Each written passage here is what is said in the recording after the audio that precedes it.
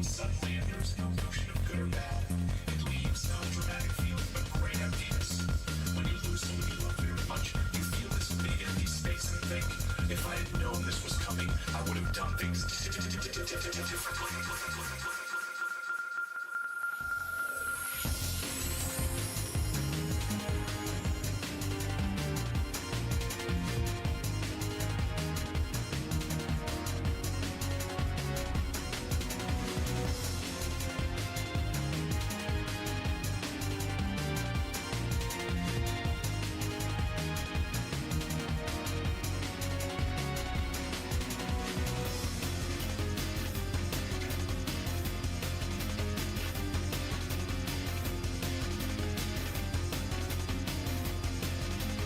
Quick sound test. Sound test. Make sure we got sound. Shit.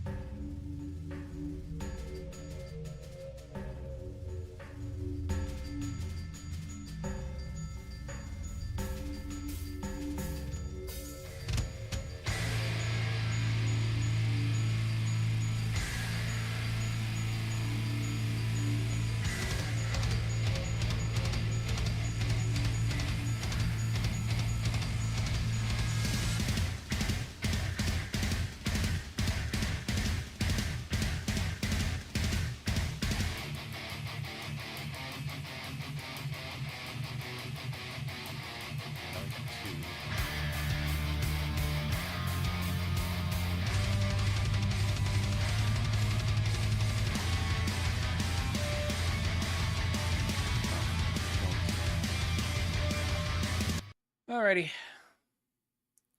get this shit off. No, we're not doing memes. There we go.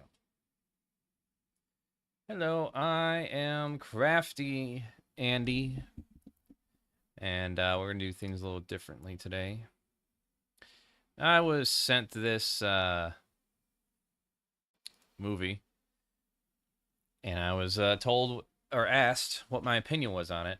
And I figured, you know what? If I'm going to suffer through this casual watch, I'm going to put it on the internet and get some work done while I do it. Now, this isn't some well thought out like debunking of this movie or documentary called the Illuminati, the movie. So we're just going to be reacting on the spot. If there's anything that sticks out to me and I can react to, I'm just going to do it. But mostly I want to be working over here on this screen.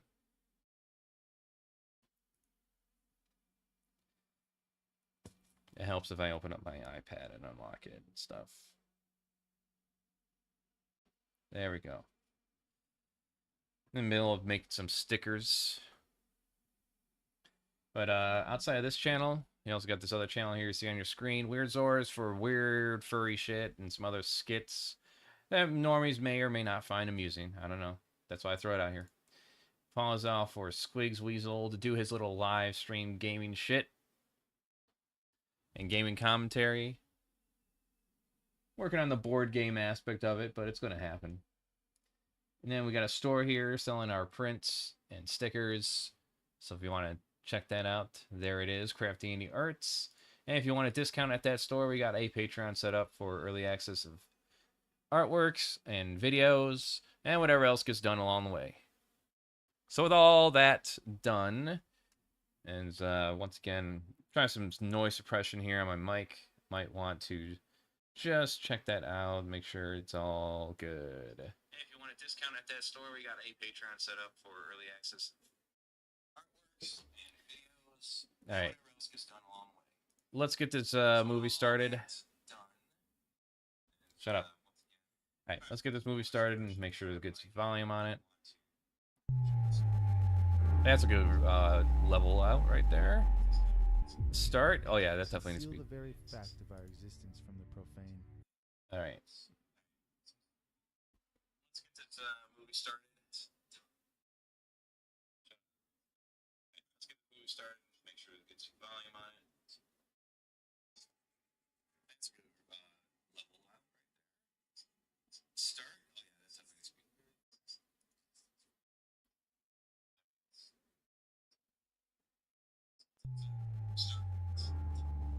Let's turn this up right here. Conceal the very fact of our existence from the profane. That should be it If they right discover there. us, conceal our real objective by profession of benevolence. If our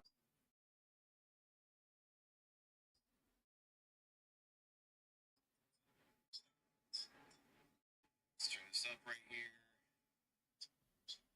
conceal the very fact of our existence from the profane.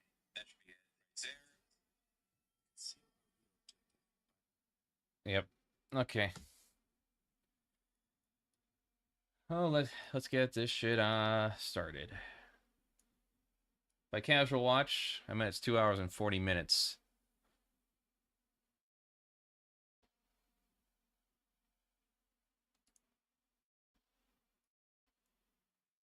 See, am I missing anything? They got VCL. VCL? Or VLC? There it goes.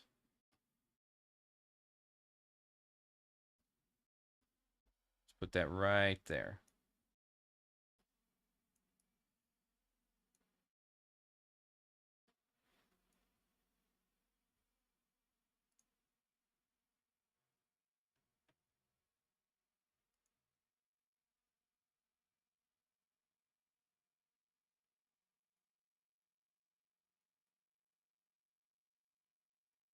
Consider for your approval.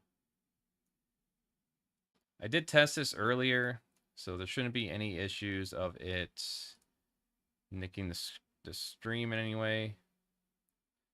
And got chat up. Cool.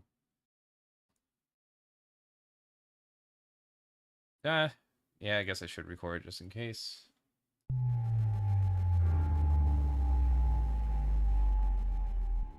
All right, how's that? Conceal the very fact of our existence from the profane. If they discover us, conceal our real objective by profession of benevolence. If our real objective is perceived, pretend to disband and relinquish the whole thing. But assume another name and put forward new agents. When End you hear the Times word Productions. Illuminati, what's the first thing that comes to mind? Is it this? Maybe this. Or how about this? How do you want to put their hands up? Anyone puts their hands up like that ever? Over the past few decades, our society has been inundated with symbols like these. They're everywhere. In TV. Triangles everywhere. Xbox. Yeah, I am going to get distracted from this. God damn it. Marlboro. Yeah, the mountaintop. Mountains are triangles. Where's the? I'm not sure where I get the Fox logo on that lower right hand corner there. And Microsoft. Where's the all C&I in Microsoft? And Cat, the fucking agriculture. You know, or not agriculture. Was it construction equipment?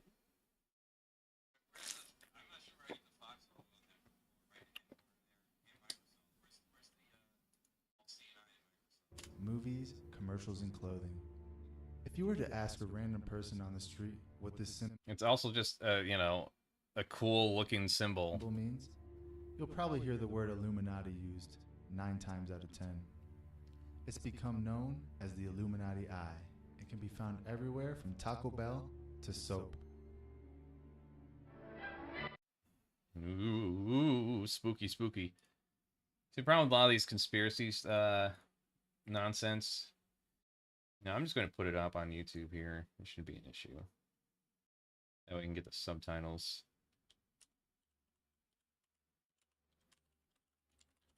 I downloaded it just in case, but we'll see. Library of over AI. It can be found everywhere from Taco Bell to soap. Uh-huh. Oh, Mr. Rothschild, do tell me how it feels to be the richest man in the world. One has to be very clever to make a fortune these days. Perhaps, but far more clever to keep it. Really? Well, I wish you'd tell me how to make money on the stock exchange. What's the recipe? Oh. The origins of the all-seeing eye symbolism can be traced back to ancient Babylon, where it was believed to be the symbol used by Nimrod on the Tower of Babel. Oh, so we're just going to pretend that's a real thing then, right? God was angry with Nimrod and his people for their transgressions against the laws of nature, so he decided to scatter them across the planet and confuse. God felt threatened over a building. Let's keep that in mind. We can stop right there. God felt threatened because a bunch of humans started constructing a building to reach heaven or whatever, as if that's a possibility. Because you know, at a certain point, you're not gonna be able to breathe. Let them keep your eyes in your sockets. The first attempt at a space elevator was thwarted by God himself. And now we have satellites and people on the moon. So their speech. From the book of Genesis, chapter 11, verse 9, quote, "Therefore is the name of it called Babel, because the Lord did there confound the language of all the earth, and from thence what an did evil the Lord thing to do. scatter them abroad upon the face of all the earth." An asshole. So, when God spread the people around the world, he also... Yeah, and this is how Christians believe language came into play, like how we got the different languages. It's not something that evolved over time as people figured out how to communicate effectively verbally, outside of just simple grunts and you know, smells and sounds or whatever. No, it's because Nimrod and a group of other people decided they were just going to build a building. And guys just like, nope. I like how this documentary doesn't bother to declare it as like a belief or a legend. No, it's just going to treat it straight up as a fact. So, I mean, already there's a bias at play here, right? There's a Christian bias. also changed their language so that communication between different cultures would become nearly impossible. Nearly impossible. Without a way of direct communication, these people were forced to use symbolism to convey their ideas. This is why we see the same exact symbols And let's just take a look at some of these fucking comments on here, too. You think people would stop calling it a conspiracy theory when we see it literally happen right in front of us? This is why God says we are to be in the world, but not of this world, so we can separate ourselves from the evil and wickedness going on in this world. Okay, then stop making laws, okay? And stop being part of the government.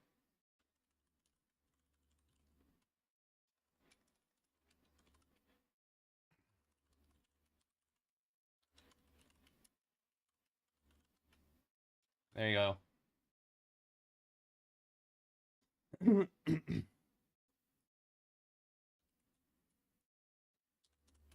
Get off the internet.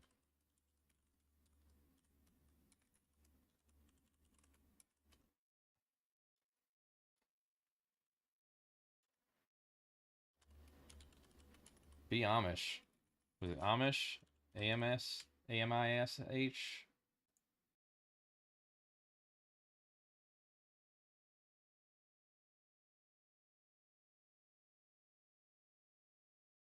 Yeah, all this is fucking Christian nationalism bullshit going on here.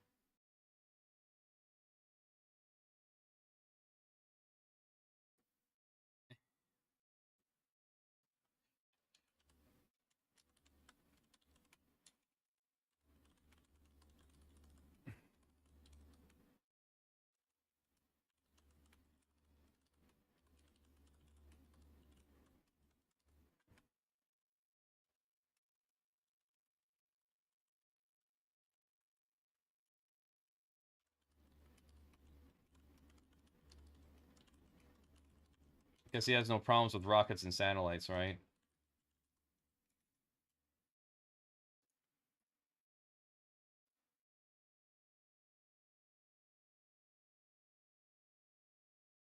Spread all over the world and found in every ancient culture. And this practice continues to this very day, where we see Luciferians using the all-seeing eye symbol as a way to reveal their true intentions without saying a word. And this is the reason why the all-seeing eye symbol was taken over by the Illuminati. However, in order to understand the truth about the Illuminati, we must first take a step back in time, all the way back to February 6th, 1748. Well, considering they Adam figured out the Weishaupt other different was born. languages, different languages how to communicate with each other. Especially now we have automatic translators and shit. What's the problem? I like how it's just accepted too that God just scatters the people about Earth. Like, what was the problem with the the Tower of Babel? What was the problem with the Babel Tower or Nimrod's Tower? Just because he wanted a tall building? Pretty sure it would have collapsed on its own if he just left it be. But instead he fucks over humanity, huh? Yeah, what a piece of shit. If God exists, you should be figuring out a way to kill him. He's basically a space Nazi. Weishaupt was orphaned as a young boy and was adopted by his godfather, who provided him with an extensive library of over 4,000 books. This ominous music really helps things.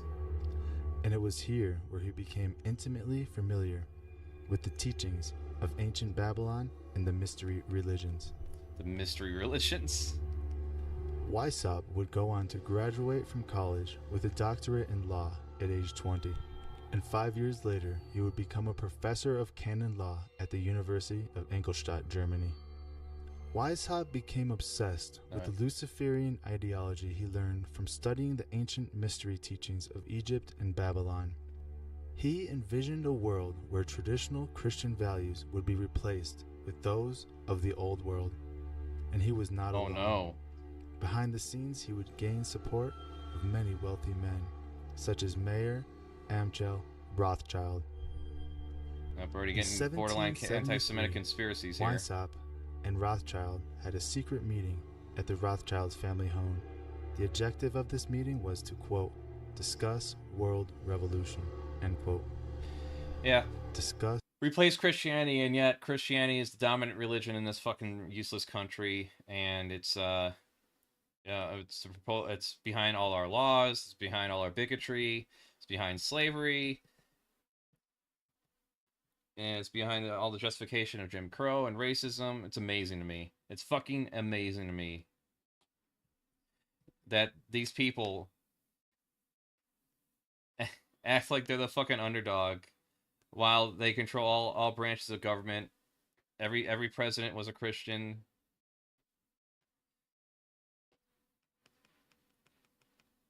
Yes, any day now, Christianity is just going to be made illegal, right? World revolution. As they put PragerU in your fucking public schools. Interesting. I wonder if there were any revolutions in the world around that time that might have changed world history.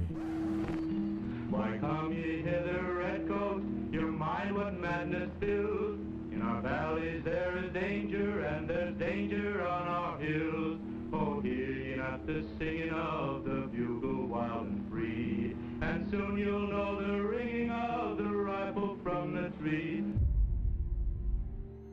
As it turns out, our founding fathers were all well-known Freemasons with the exact same goals as Adam Weishaupt, to usher in a new golden age of enlightenment. But that's another video for another day. During his time as professor, Adam Weishaupt would meet one Maximilian von Mangelas, who would go on to play a very important role. Quote, behind Mangelas Don't was threaten me with Moses a good Mendelssohn, time. and behind Mendelssohn was the Jewish call, the Jewish international world government, end quote. Around the year 1765, the Illuminati had established a Berlin literary review, quote, with the objective of propagating the pernicious doctrines of shallow Illuminism. From where? Illuminism, James Robertson. and All right, there we in go. that the infancy of German literature.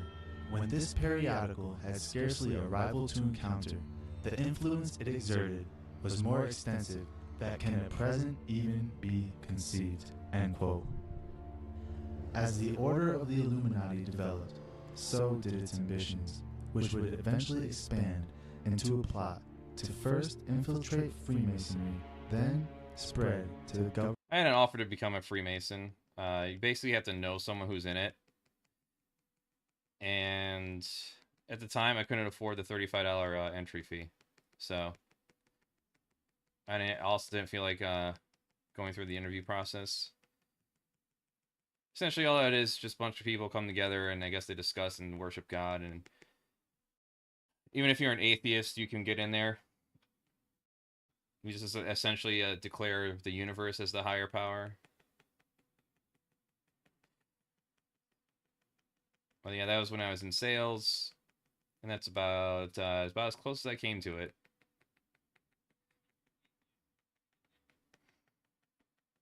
But you know, these people try to get all elaborate with their fucking conspiracies when most of the evil of the world going on right now, you could just point to money, interests, and that's about it. Just money, interests, war, profiteering. Resources. How many times did Native Americans be assigned against their will a place of land, only to have that taken from them again when they discovered there was raw materials there that the United States would benefit from? Not the people of the United States, just mainly just, you know, the companies, the company men.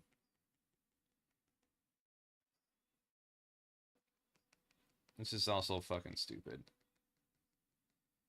It's stupid, limp dick, useless bullshit.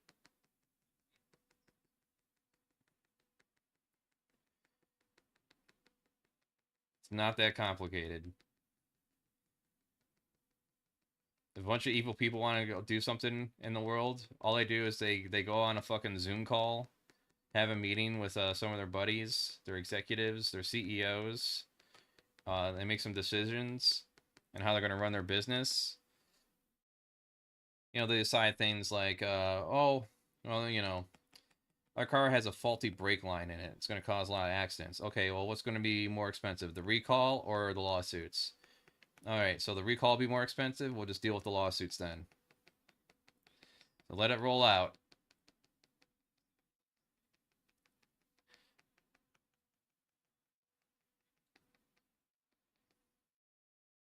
Shit like that.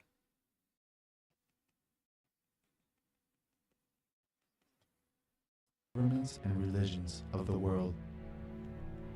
Using ancient magic from Babylonian traditions, Using ancient the goal magic. of the Illuminati was to usher in a, quote, golden age of enlightenment by systematically removing the Western foundations of Judeo-Christian values and replacing them with the teachings of Babylonian mystery schools. Oh no. Don't threaten me with a good time.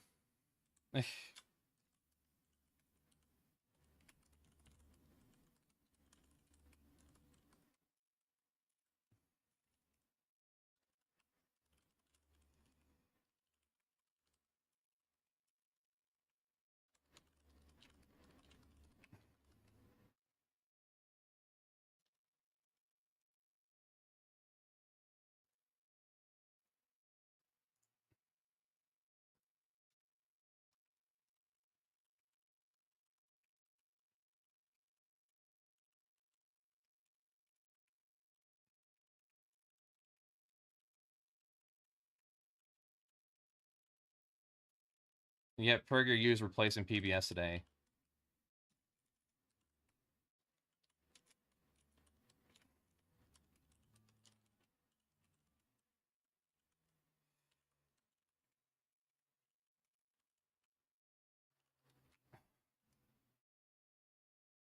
I have comments for every little fucking thing here, don't I? Its members Do this took all fucking secret day. oaths, pledging an unyielding allegiance to the cause, and through a strict system Oh, of monthly I'm gonna have echo. reports, secret confessions, and mutual espionage, members were watched at all times to ensure total compliance. According to researcher Le Forestier, quote, Illuminism was just as much masonry as the system of the Rose Cross, that of the Templars, or the crowd of Masonic French degrees, end quote. Identities were disguised and members used pseudonyms to avoid public backlash. Over the next 10 years, the Illuminati would grow in size and power and become seemingly unstoppable as they continued their reign of terror. And this would continue until one fateful day. On July 10th, 1785, Illuminati founder Adam Weishaupt was walking down the road with another member, a priest, Father Jacob Lang, when something incredible happened. Something that would go on to change the entire world and shape the very society we live in today. Oh no, what did he do? Did A bolt he of stab a lightning stake in his comes heart? down from the sky and Oh, strikes the priest, Jacob Lang, killing him instantly. In what would seem like a freak accident, the townsfolk recovered the body and placed it in the chapel of St. Emmerin, where it was to be prepared for funeral activities. That was until one of the monks found something strange. totally true hidden story, in his guys. clothes. And what would read like a scene from a modern-day spy movie. The monks uncovered a list of Illuminati members and instruction sewn into a secret compartment in his clothes. These papers were quickly turned over to the counselor of the government of Upper Bavaria. Oh, so they could start eliminating After realizing descendants. what was happening, the authorities set up a series of raids across the country. Why? More papers were found in a variety of places and on many people, such as judges and government officials. Oh no. One official, Baron Mendel, the Chamberlain of the Elector. It's almost like the current ruling religion was like oppressive, and any other different form of belief had to operate in secret under threat of death.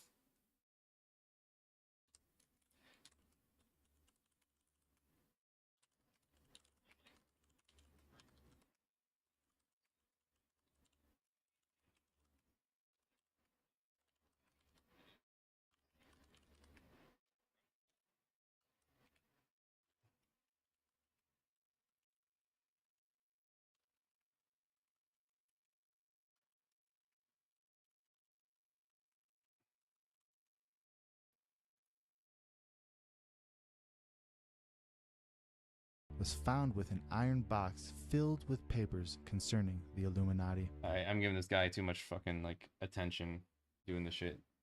I need to focus on myself here. As a result of these raids and discoveries, Weishaupt was banished from Bavaria and the Order of the Illuminati was forced to disband. So basically Or death. was it? Death by exile. Remember this quote from the beginning of the video? Yeah. Conceal the very fact of our existence from the profane. If they discover us, conceal our real objective by profession of benevolence. If our real objective is perceived, pretend to disband and relinquish the whole thing. The real objective is But something other than assume Christianity, another name apparently, put and that's forward bad new by agents. default. At by this virtue point, of it the not being Illuminati Christian. were forced to go underground. They had no choice and had to, quote, hide in plain sight in order to survive. Yeah. And that's where they remain today, Oh boy. or so it would seem. The truth of the matter is that the world today is a direct result of the plans Weishaupt put into motion so long. Fuck you, man. You can point to almost every fucking war and discover the underlying motivations behind it. Mainly economic. And that's about it. Land grabs. Even now, what happened with Ukraine? Do you think that's fucking unique? basically Ukraine's becoming a vassal state for fucking Russia and United States, where they're making a deal to just basically divide the fucking resources there. Ukraine's going to be paying back the United States for all those weapons for the next, 150 years or so. Because instead of putting troops on the ground and drawing a line in the sand and saying, hey, you stop right now, or it's going to be all-out war between us as superpowers, with all our nukes and everything. Instead, they're like, yeah, we're just going to drop some weapons down here. And, oh, no, looks like they still lost. Oh, anyways, looks like it was after almost a million people died. We're just going to make a deal now and divide up your fucking resources. Thanks for playing.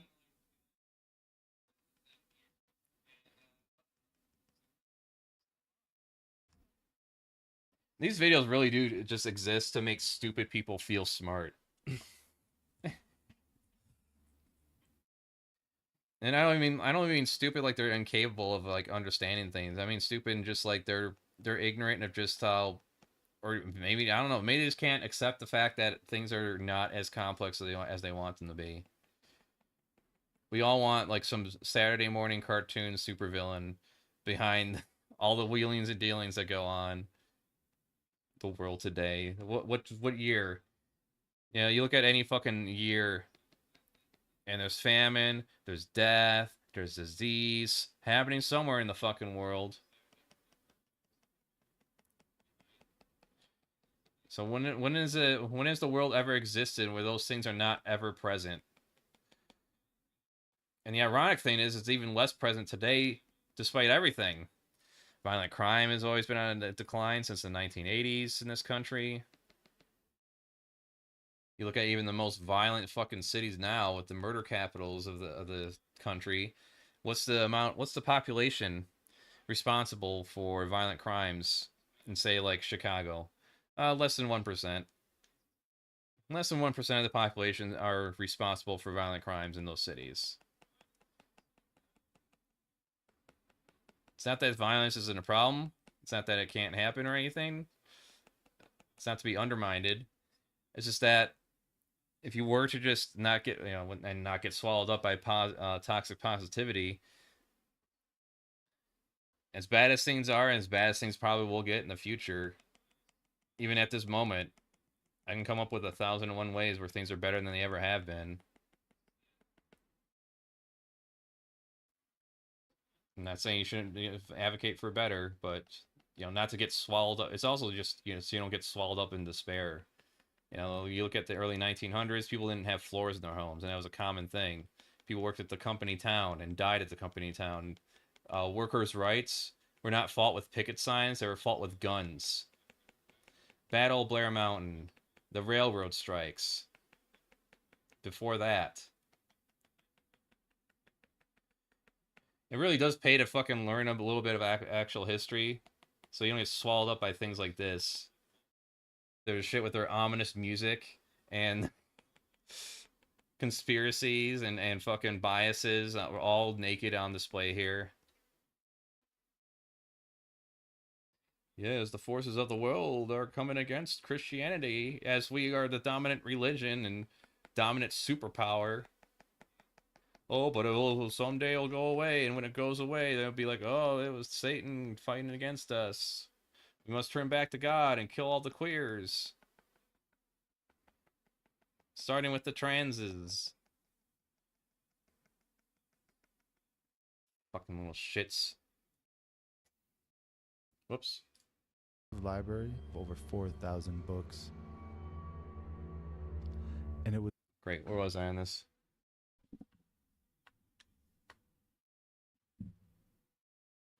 Zoom in. 10 minutes in. I'm like 10 minutes in. like a freak act. There are hundreds of secret societies put into motion so long ago. There are hundreds of secret societies operating today. And you just know about them, with huh? the same goal. Worldwide Luciferianism. Worldwide and to usher in the, Luciferianism. quote, golden age of enlightenment. Yes, except there's no proof of Satan. So now what? You can't worship something you don't believe in. But of course, I have to explain to anyone that may be watching or watching the edit of this, the Christian mindset. Now, not everyone has this mindset. It's a Christian, of course. But I don't know what if there's a term for it or what. But there's a mindset that some Christians have that if you are not a Christian, you're not a believer in God, you are inherently evil, and all your actions are invisibly being dictated by Satan.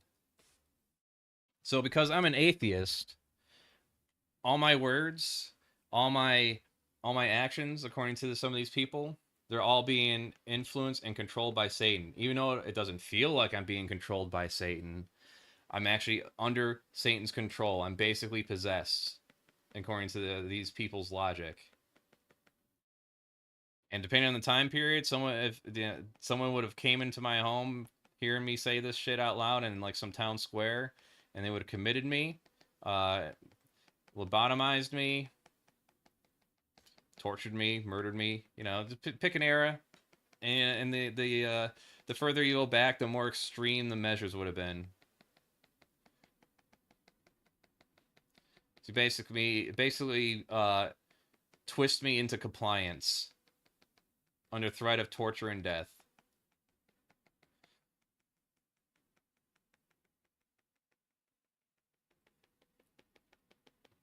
Like, I can't even imagine, like, how long would you last in any profession if you said you were an atheist in, like, the 1930s, 50s, 60s? It's probably, the 60s when there's actually a fucking turnaround, finally. A bunch of generations of parents having all this money on hand, working middle class.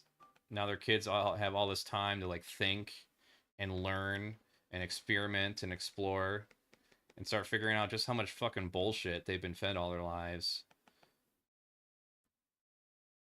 Including this fucking video. In the 1950s, a weapon was invented that has become more powerful than America's deadliest weapons of mass destruction. It is the weapon of mass deception, and it is right in our own living rooms. Oh, yeah. The hypnotizing world of picture television brings us the news of the world through two central news agencies called Reuters and the Associated Press. Oh boy, the Associated Press, man. The Rothschilds bought Reuters in the There's our anti-Semitism dog whistle. 1800s, which later bought the Associated Press and made the Rothschild. There's no such thing as a good billionaire, by the way, but, you know, people have you argue otherwise.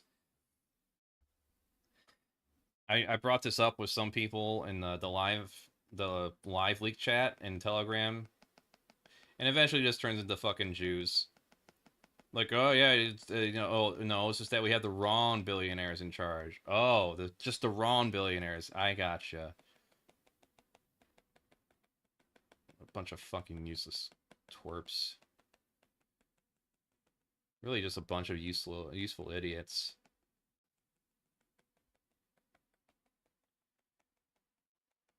And it's like, I'm not even a fucking genius. I'm not trying to. I don't want to come off as some kind of, like, self-proclaimed genius or anything. 'Cause I'm not. I just read some shit. I'm just... anyone is just as capable as me. And I don't even fucking read most of the time. I have an audiobook going on that can read for me. That's, to me, that's the same thing, because oftentimes when I try to sit down and read, I have a hard time getting through things. Even a graphic novel. It fucking sucks, because I want to work on one. Work on a few of them, but I have a hard time getting through them. I will maybe get through a couple chapters, like, okay, I get stir crazy. Maybe this medication will help me do that now. Family owners of the world's largest central news services. To the present day, the world depends on these Rothschild-owned central news services as their main source of news and information. In his book, Here's the reality of our media, okay? 6 media companies. Fuck your AI shit. These are the companies that control 90% of U.S. media. There it is. As far as who controls the other 10%, I have no fucking clue what they consider in that amount. But, yeah. Terribly out of date 5 years ago. Disney now owns National Geographic and several more of Fox properties. Yeah, they own Fox now. So shit, do they own News Corp? Does Disney own News Corp now?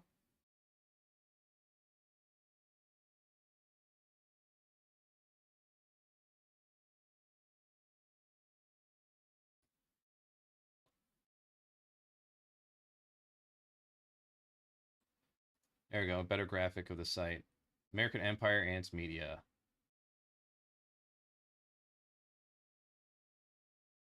What we got here? Swiss Policy Research. Cool. Can I have a better picture than a picture of a picture? There we go.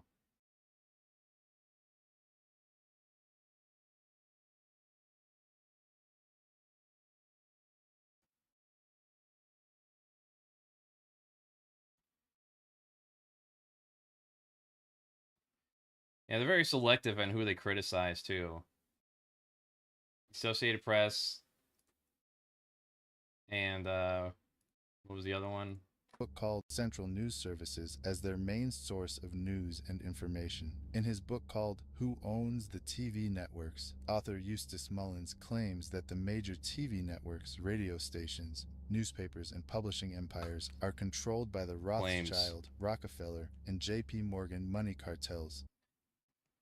You know, there's a whole list of fucking horrible things the Rockefellers are responsible for. And probably the Rothschilds, now we bring them up. Just because their influence and money. And then it gets fucking diluted. That's the problem with a lot of these conspiracies, is that they work in half-truths a lot of the times. And this is why they label things like this. Things like this get labeled as fucking paid opposition. Because they obfuscate the actual truth of things. Because it's not as complex as you wish it was. So you get your Alex Jones, you get your Tucker Carlsons, you get your Ben Shapiro's. I'm sure there's some on the left somewhere. They would just be called grifters in that case. People who grift public money for kowtowing to leftist talking points, while at the same time not believing any of that shit. I'm sure there's more than a few share out there. That's what I'm kind of worried about some of the ones I watch. Ever since this whole Illuminati and James Somerton bullshit that came out a few years ago, where they are caught plagiarizing off of each other, of other people's works, to egregious degrees. Just to lay that out. Illuminati and James Somerton were both prominent creators. They both had their own little subjects they focused on, but nonetheless, they were pretty lefty, progressive, and yet plagiaristic, deceptive, emotionally manipulative, and Illuminati's case, very abusive to her partners, often going after younger men, so they're easier to manipulate and take advantage of. Whether knowingly or not, but that's essentially what it ended up being. She was able to get away with a lot of her bullshit because she was in relationships with a lot younger men than her, who didn't have the mental capacity or experience to fight against some of her ways, I guess. I don't know how else to say it. Through their corporate conglomerate, Rothschild, Rockefeller, and J.P. Morgan money cartels. But yeah. They were, so movies like this, Alex Jones, they'll work in half-truths and shit. And when you try to lay out exactly how this shit actually goes down, like, let's say all the oil corporation interests that happened during the Iraq War, it's all good. It all gets muddled by this shit.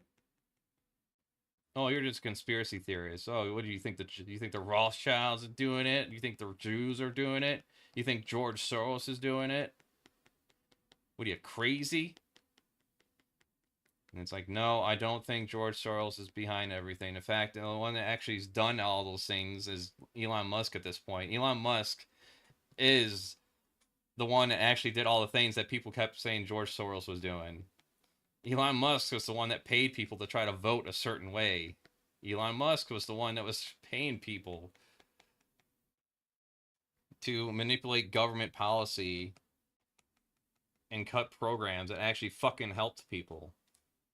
Through their corporate conglomerates. The bankster-owned media conglomerates include weapons manufacturers General Electric and Westinghouse, which profit from promoting wars. Control over the internet, publishing, recording, and top cable companies can be traced back to the same big five media empires: General Electric, Time Warner, Viacom, Disney, and News. Yeah, so where's our fucking antitrust laws? Oh, we can't regulate corporations. We can't regulate business.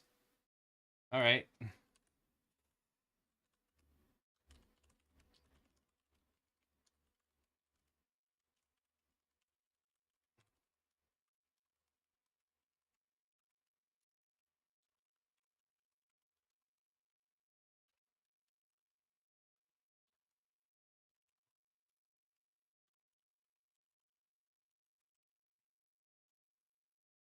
Corp. These media I need monopolies to are stop owned commenting. directly or indirectly by the Rothschild, J.P. Morgan, Rockefeller, and Oppenheimer Brotherhood. Yes, there are now more stations and more media voices, but they're all coming from the same ventriloquist. Every TV show needs corporate sponsors, Are we and going to talk corporate about the sponsors housing sponsor crisis they pro-business, talked pro-government they programming, partook and in? journalists who support the agenda of the big five media owners. While 2/3 of the world goes hungry, these banksters offer gazillion-dollar sponsorships to sports athletes to play with their balls. Why? Because they keep the masses distracted from the important issues. The media and banking monopolists now have the power to make. And then they divide us on social issues over fucking shit like this, and then you come out here and say like it's fucking Christianity that needs to come back, as if we don't have a fucking list of horrors that they influenced. But every time we point that out, it's like, oh, these weren't true Christians. They were not true Christians. Or Get me outta break here. political leaders around the globe. Give Why me to haven't Mars. the networks made a TV movie of the week about how the Bush family made their family fortune? The movie could be called The Awful Truth, starring George W.'s great-grandfather, Samuel P. Bush, whose Buckeye Steel Castings Company supplies parts for Edward Harriman's railroads, who in turn provides rail shipments for John D. Rockefeller's Standard Oil, who in turn gets monopoly financing from the Rothschilds. The movie could be made into a TV series starring Samuel's son, Prescott Bush, as the managing director of a Nazi steel manufacturing plant in Poland called Silesian Consolidated Steel. In episode 1, Prescott Bush forwards American financing to his German partner. Speaking of companies tied to Nazis, you're gonna have a hard time finding ones that aren't. Just gonna have to throw that out there now. Every time I learned about the history of some other corporation, from Coke to IBM, we thought it was just BMW and IBM. No. Fago, Coke, all that shit has its connections to the fucking Nazi regime at some point. So I'm like, damn. So, like, any company that's existed before, World War II, they all got in on it, huh? They all got into that explosive German economy.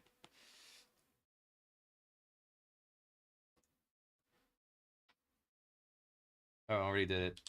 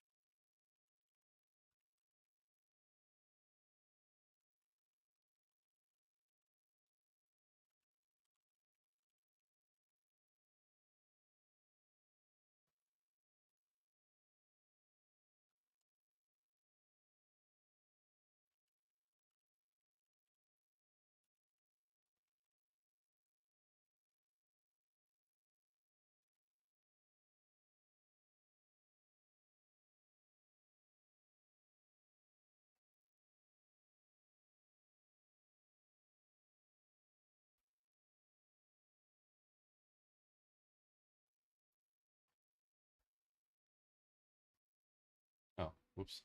Fritz Tyson. Through the Union Banking Corporation in New York, Fritz Tyson arranges a contract with Nazi Germany's IG Farben Company. Episode 2 shows Skull and Bonesman Prescott Bush and Avril Harriman getting caught under trading with the Enemy Act as the U.S. government moves in and seizes all of their shares in Union Banking Corporation. In Episode 3, Prescott's son, the first George Bush, is director of the CIA. George puts drug king Manuel Noriega on the CIA payroll, allowing thousands of tons of cocaine to hit the streets of America via the... Well, yeah, I mean, that's part of the drug war was, you know, cocaine was used by rich people and crack was used by poor people, so they heavily enforced laws on crack over cocaine. Panama Canal. They In knew Episode 4, they knew it George's would son, fuck up, the second black George people the Bush, most. becomes partners with Osama bin Laden's older brother, Salem bin Laden, in a Texas oil company called Arbuso Energy. Episode 5 introduces George W. Shady, younger brother, Neil Bush, ripping off the elderly in the Silverado savings and loan scandal that cost U.S. taxpayers $1.3 billion.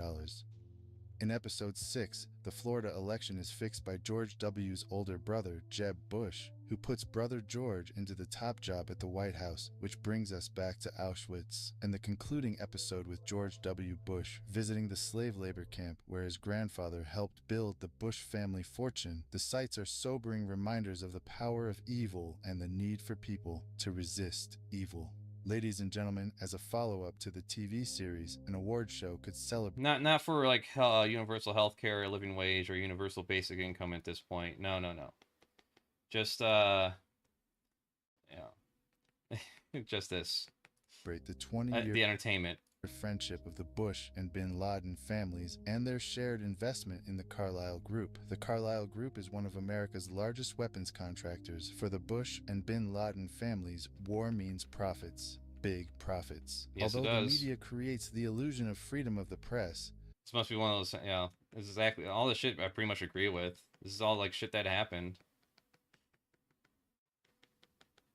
the dominant opinion and messages always serve the bankster's agenda. The chilling reality is that It's just like, I don't understand why this all comes back down to, like, when you pry some of these people out, like, why does it all come back to just, like, Christianity needs to be the dominant religion and the Jews are behind everything?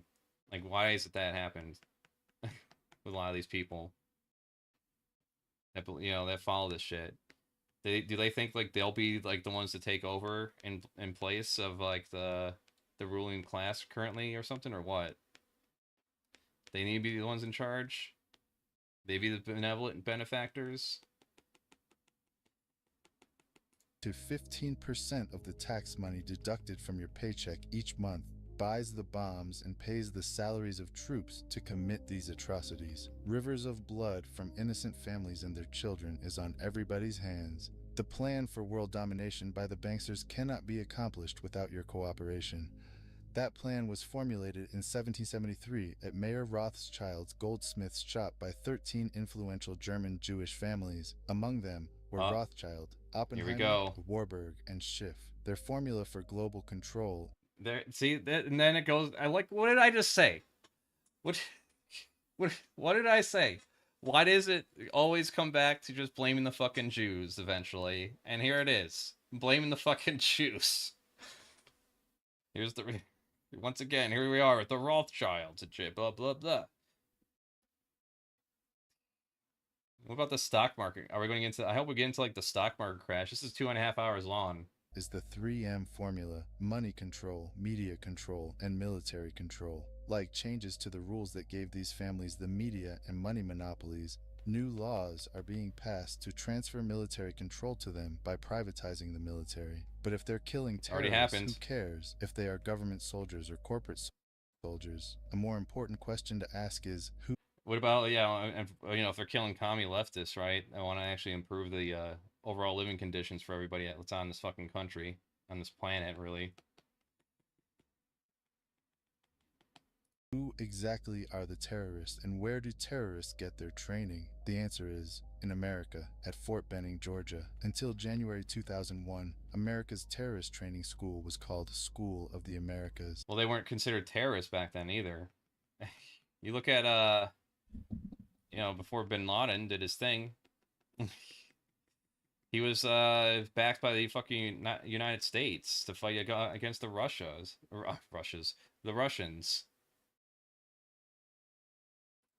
But because of massive protests against its activities, the name was changed to WOICC, Western Hemisphere Institute for Security Cooperation. Actor Susan Sarandon narrated a documentary film called School of the Assassins. The film exposes the school as a terrorist training camp whose graduates are well known: murderers, torturers, state terrorists, and dictators, including drug king Manuel Noriega. The role of terrorists in the bankster-owned media is to scare the living tax dollars out of citizens, and timing is everything. On the second anniversary of the 9/11 attack on the World Trade Center, George Bush asked for an $87 billion increase in military spending. Patriot Act? At the same time, We're going to talk about the media Patriot Act? released a dramatic video showing Osama bin Laden alive and well and threatening to make the 9/11 attack seem like foreplay. How much do we really know about America's favorite villain? Multimillionaire Osama bin Laden was the 17th of 52 children fathered by a wealthy construction baron named Mohammed bin Laden, who had close ties to the Saudi royal family and the Bush family. In 1979, the American CIA and Pakistan's ISI financed an anti-Soviet group in Afghanistan. So we're going to stop, we're going to advocate for, you know, the Saudis to stop being our ally? Are we going to, like, cut them off from all aid and tell them to, like, get their human rights up to speed? At least, you know, at least get their human rights up to at least 1985, all right? Can you at least jump from, like, 1912 to 1985 in terms of your human rights? You know, let women vote and participate in society as human fucking beings.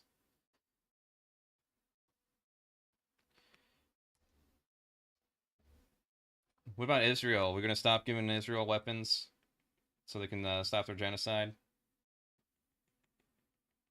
You're gonna, you know, threaten to cut them off unless they make a peace deal. We're gonna do that. We're gonna talk about that here. I'm surprised they haven't yet. And provoked Sure we'll get there. a profitable 10-year war with the Russians. When the Russians invaded Afghanistan, the CIA hired Osama bin Laden to recruit and train al-Qaeda fighters to fight the Russian army. But what was the fight really all about? Not money. Carrots or potatoes. It was about poppies, endless fields of opium poppies that provide over 70% of the world's heroin supply to heroin addicts worldwide. And oil. These are very uncomfortable issues for politicians. It was a dramatic story, but the media failed to... I mean, you could just legalize these fucking drugs and solve a lot of these problems.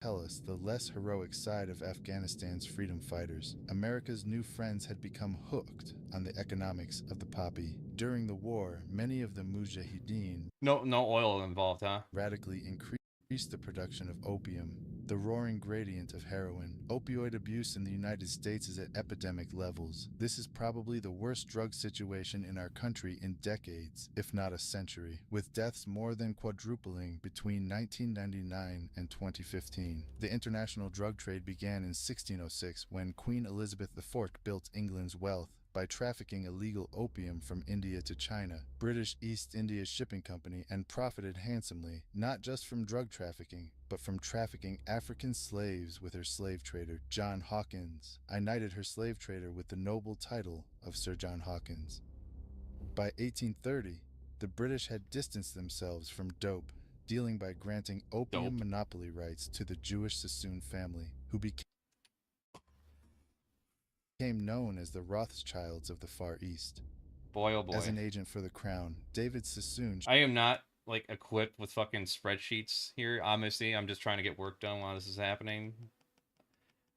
But how many times is he just going to bring it back to the fucking Jewish Rothschilds? How many times are we going to have that dog whistle come out, huh?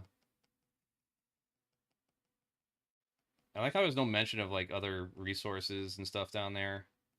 Positions of power for, like, you know, the oil barons and shit. Again, we're working in half-truths, right? I guess that's okay, though. Shared his dope profits with Queen Victoria. The British East India Company could just legalize drugs and solve a lot of these problems. historically, whenever you had any kind of like prohibition period, one of the most violent times in the United States was during Prohibition, when it came to alcohol. Built a And major. then when the war on drugs happened, look at that. If you look at the spike in violent crimes, it's around that time when the war on drugs started. Really, it was just it was that war on drugs was basically just a ruse. The label war on drugs was just a way to just target black people and leftist protesters. And they admit it to so much. They admit it in fucking tapings with Nixon. We couldn't make it illegal to be against the war, and we couldn't make it illegal to be black. But if we make heroin associated with black people and weed associated with hippies and legally enforce against them heavily, we can break up their meetings, arrest their leaders. Did we know that we were lying about the drugs? Of course we did. I butchered that quote, but it's close. Were we lying about the drugs?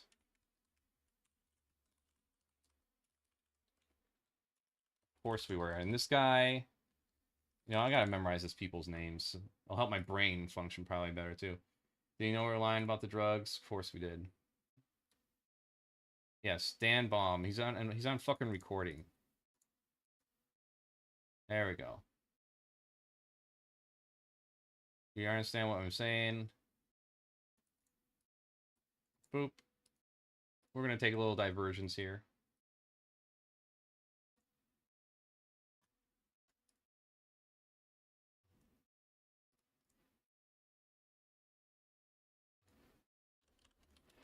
You know what? I have to fucking leave comments here, because you know what? People are coming across this video. They're gonna see my shit on here.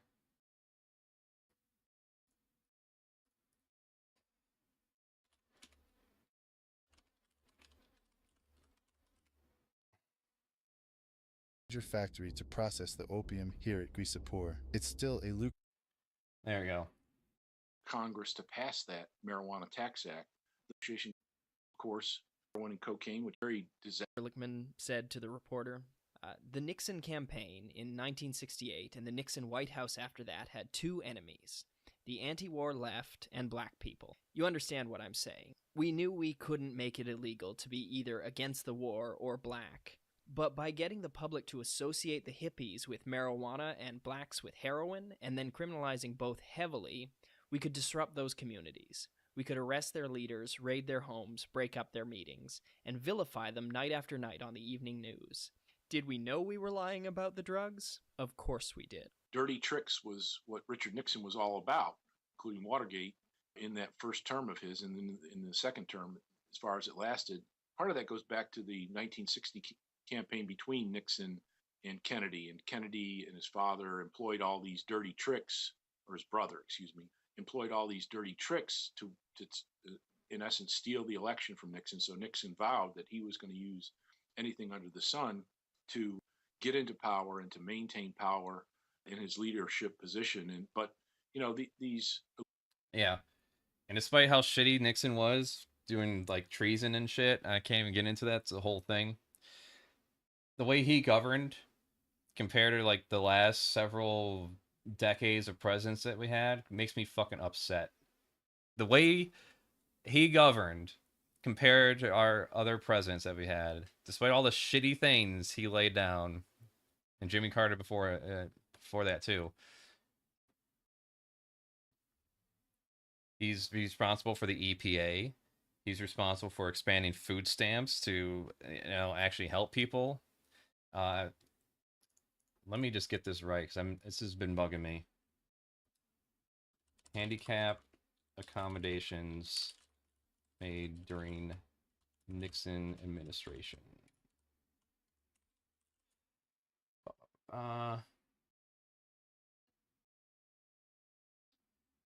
There we go. Nixon administration saw a significant movement towards providing accommodations for individuals with disability, primarily through the Rehabilitation Act of 1973. So he's behind that shit, too. Key revisions and their impact. Yep, the Civil Rights Movement.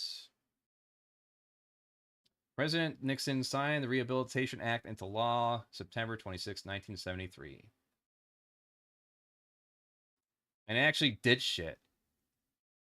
That's the thing. There's not a bunch of fucking half measures or temporary measures like Biden and his child the child tax credit that just went away after helping people for a bit. Like, okay, well, that's gone now. You like it? Good, it's gone. Or the tax cuts that Trump put in place that went away for everyone else but the upper class.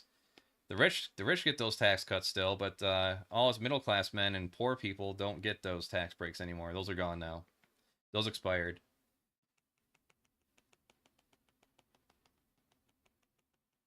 I'm sure, you know, I'm sure all this be blamed on the last several Democratic presidents who have, you know. I mean, to some degree, that's their fault too, because they didn't do anything to stop it. I don't see them repealing the Patriot Act still. But yeah, it's just fucking upsetting. Lucrative earner for the Indian government, which sells opiates to the world's pharmaceutical industry. When the Chinese banned opium and destroyed 600 chestloads of the addictive drug, Sassoon and the British retaliated.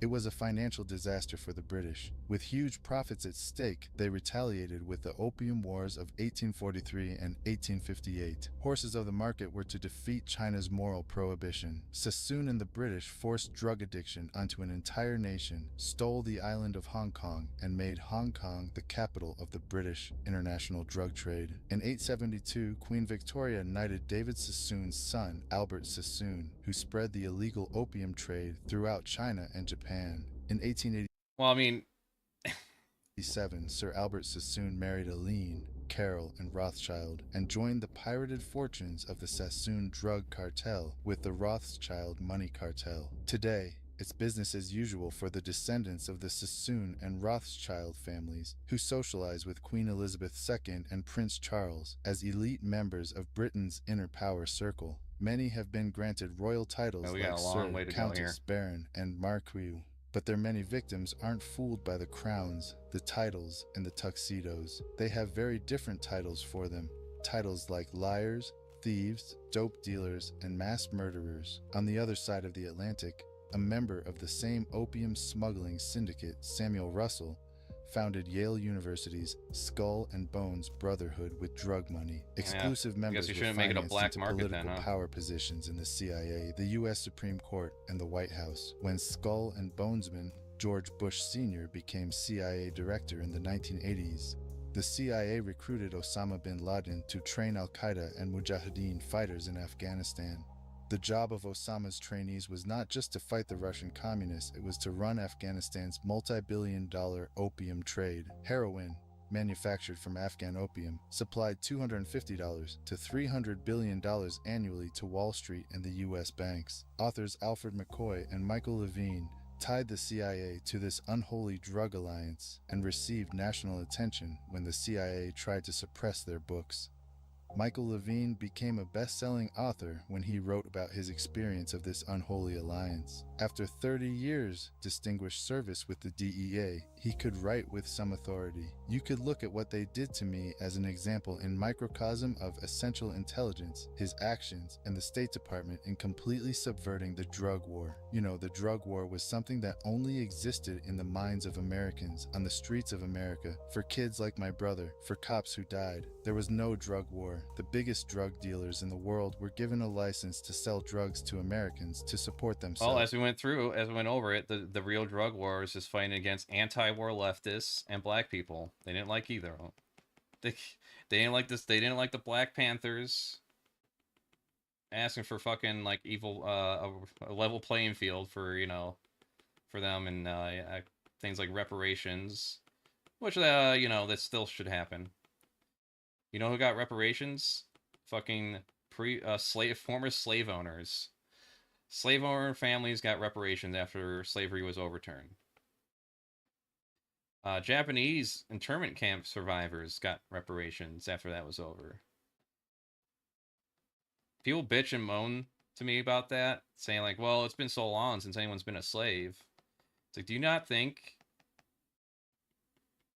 poverty is not generational?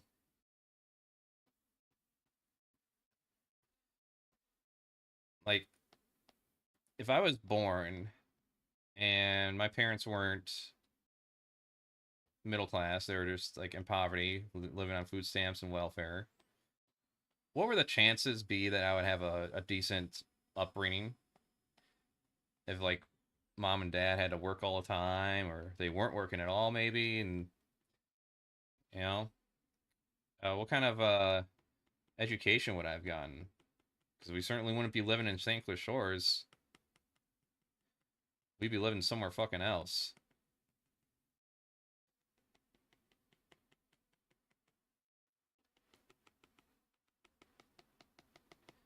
What's the chances of you getting yourself out of poverty outside of becoming a fucking rock star of some sort, or a lottery winner?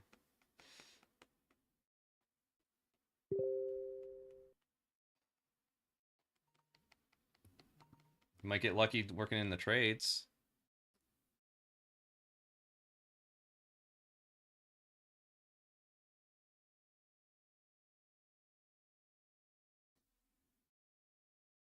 The Lucid Gravity's a station wagon. I don't know if that's good or bad. I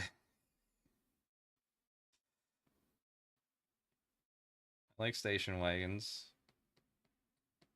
They got that big ass, so you can whip around.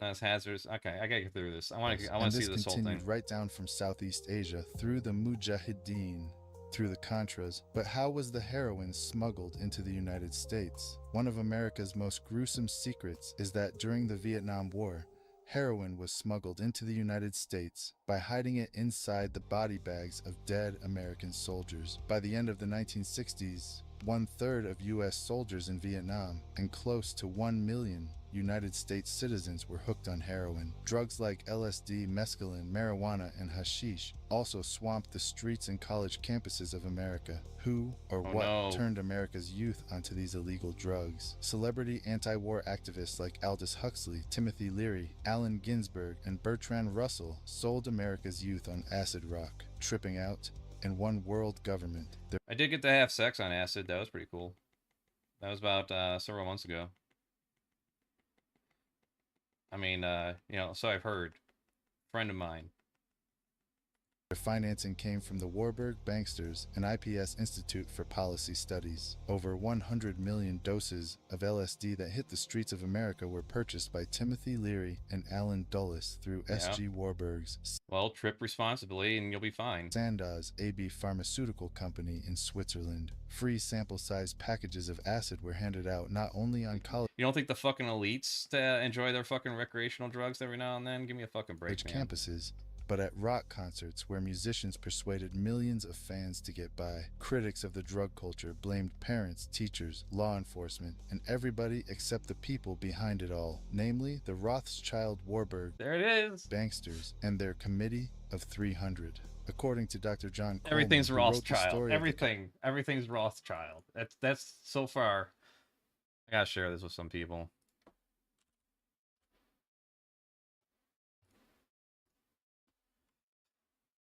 Watching this on stream. This is fucking hysterical.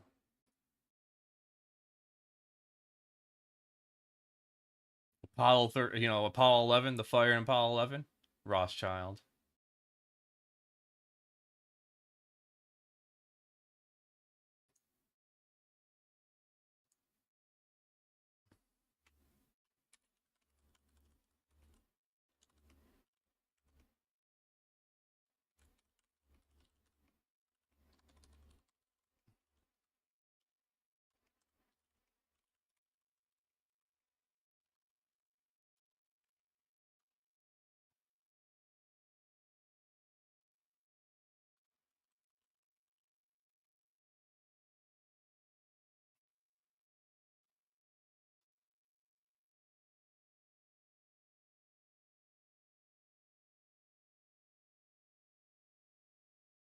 committee of 300, the Beatles rock group were brought to America by the Tavistock Institute. Not the Beatles. Tavistock launched the drug culture revolution in America to popularize and normalize social drug use. Through their record companies and advertising monopolies, the banksters had packaged and financed their celebrity salesmen to anesthetize. Then why do they make it illegal?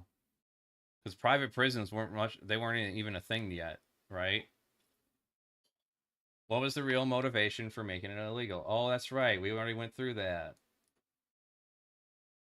Addict and enslave billions of people worldwide with dependencies on both prescription and non-prescription, legal and illegal drugs. Those drugs range from alcohol, nicotine, and caffeine to Prozac, crack cocaine, and heroin. Like the phony war on terrorism, the phony war on drugs is a cat-and-mouse game being fought with one hand and fed with the other. The peace symbol adopted by the drug flower children of the 60s was designed by Gerald Holtham, who was commissioned by One World government salesman Bertrand Russell. The symbol was never designed as a symbol of peace, but as a symbol of death. It is actually a cross turned upside down with the arms broken and is used by Satanists and oh my god. In Druid witchcraft. In Germany, the symbol is known as the Death Rune and is found on tombstones of Hitler's Yeah, it's a symbol of peace. This is the peace symbol over here on the right. Nazi SS officers. CIA's team of ex-Nazis and Skull and Bonesmen financed and trained Osama. Here we go, fucking grasping at straws over this shit. Do you think there's like some kind of magical power if I wore that around? If I wore the fucking peace symbol around? Do you think it's like going to possess me or something? Bin Laden. Oh, then again, we're dealing with a Christian mindset here, so it's already, you know, I'm already under Satan's control. Who pushed the Russians out of Afghanistan by 1989. The CIA then trained and installed the ruthless Taliban regime to run the booming opium trade. After a decade, the long friendship between America and the Taliban suddenly turned ugly. At a meeting held on December 4th, 1997 at Unicol headquarters, American oilmen made a proposal to the Taliban about building a pipeline through Afghanistan. Rothschild Shell Oil and Rockefeller's Exxon Oil had invested billions in the Kazakhstan oil and gas reserves just north of Afghanistan. Now, they needed a pipeline to transport it to the Persian Gulf. The Taliban demanded a bigger cut and turned down the proposal. Suddenly, the banksters' American-controlled media were calling the Taliban monsters, evildoers, and cruel villains who beat up on women. On July 4th... I mean, they do. With their fucking religion and shit, but hey, we still allied ourselves with them anyways, right? 1999, President Clinton froze the Taliban's U.S. assets and bank accounts and imposed trade sanctions on Afghanistan. We're going to talk about Iran and how that was all fucked up too. We're going to talk about that one.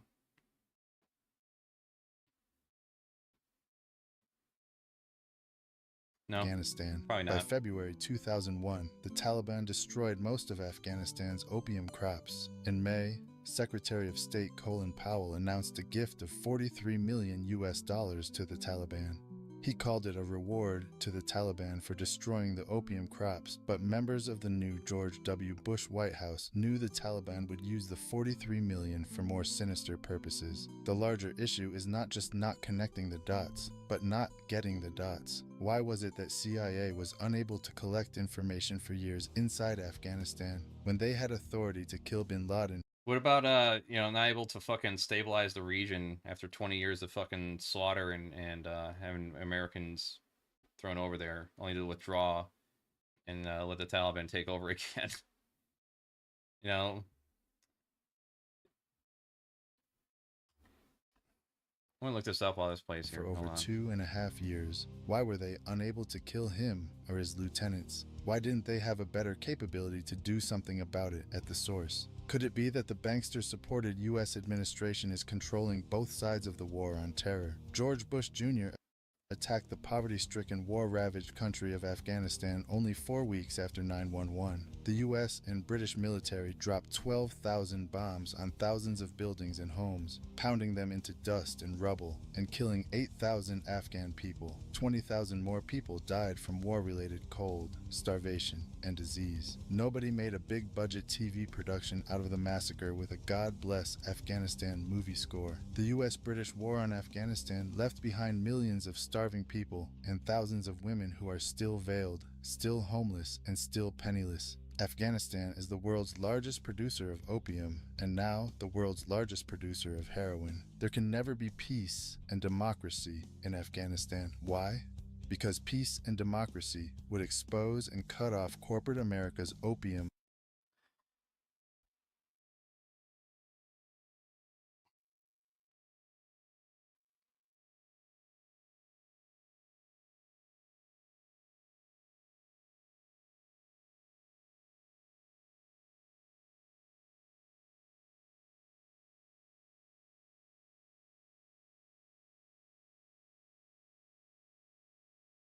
I'm about a half hour in.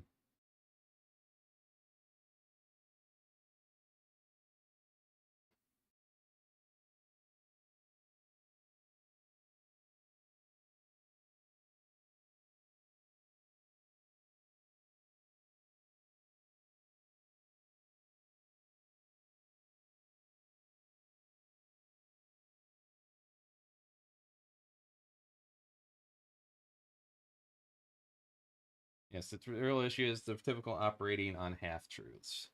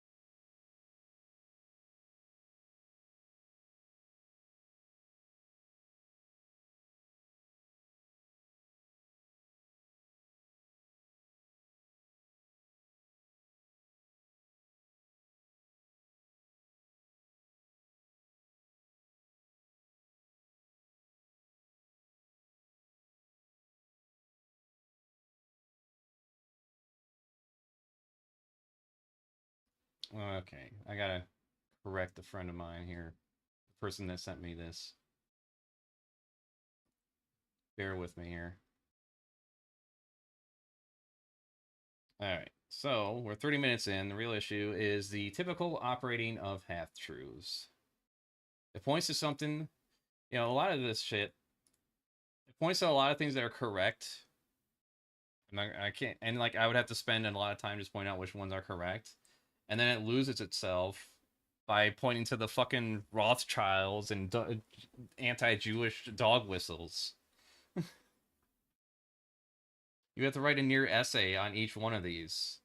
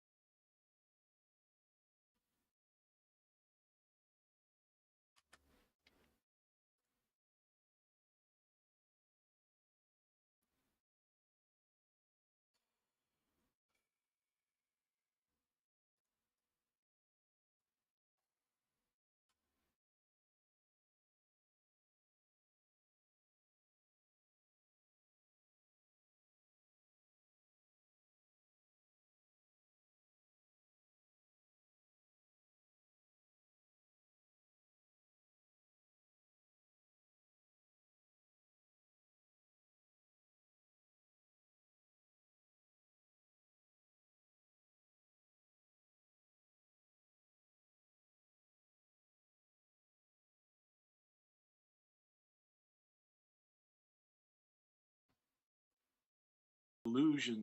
Let's see if is there an audio of that? Because I'm pretty sure there is. Oh, let's find out where that is. 'Cause I want to just relate to a video here.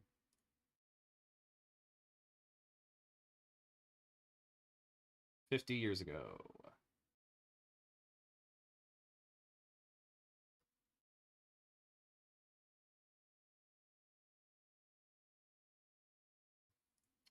On the war on drugs was officially inaugurated by Nixon. The United States had used drugs laws to selectively target specific communities for more than a century. 1870s, anti-opium laws were aimed at Chinese immigrants. 1910s, 1920s, anti-cannabis laws introduced in the Midwest and Southwest targeted Mexican Americans and migrants. Top Nixon aide revealed in a 1994 interview that was published in 2016.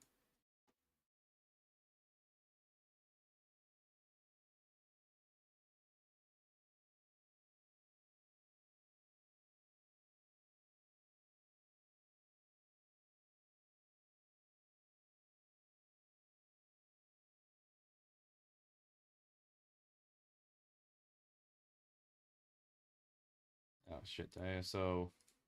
Oh, reported by Dan Baum. Wow. Okay. John Erlkman? Erlkman?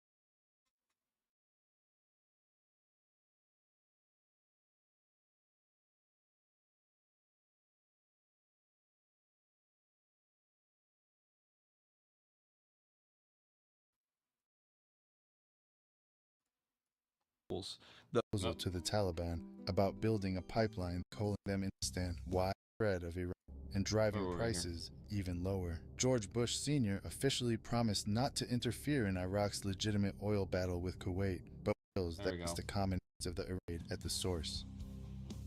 Darwin, there can never be peace.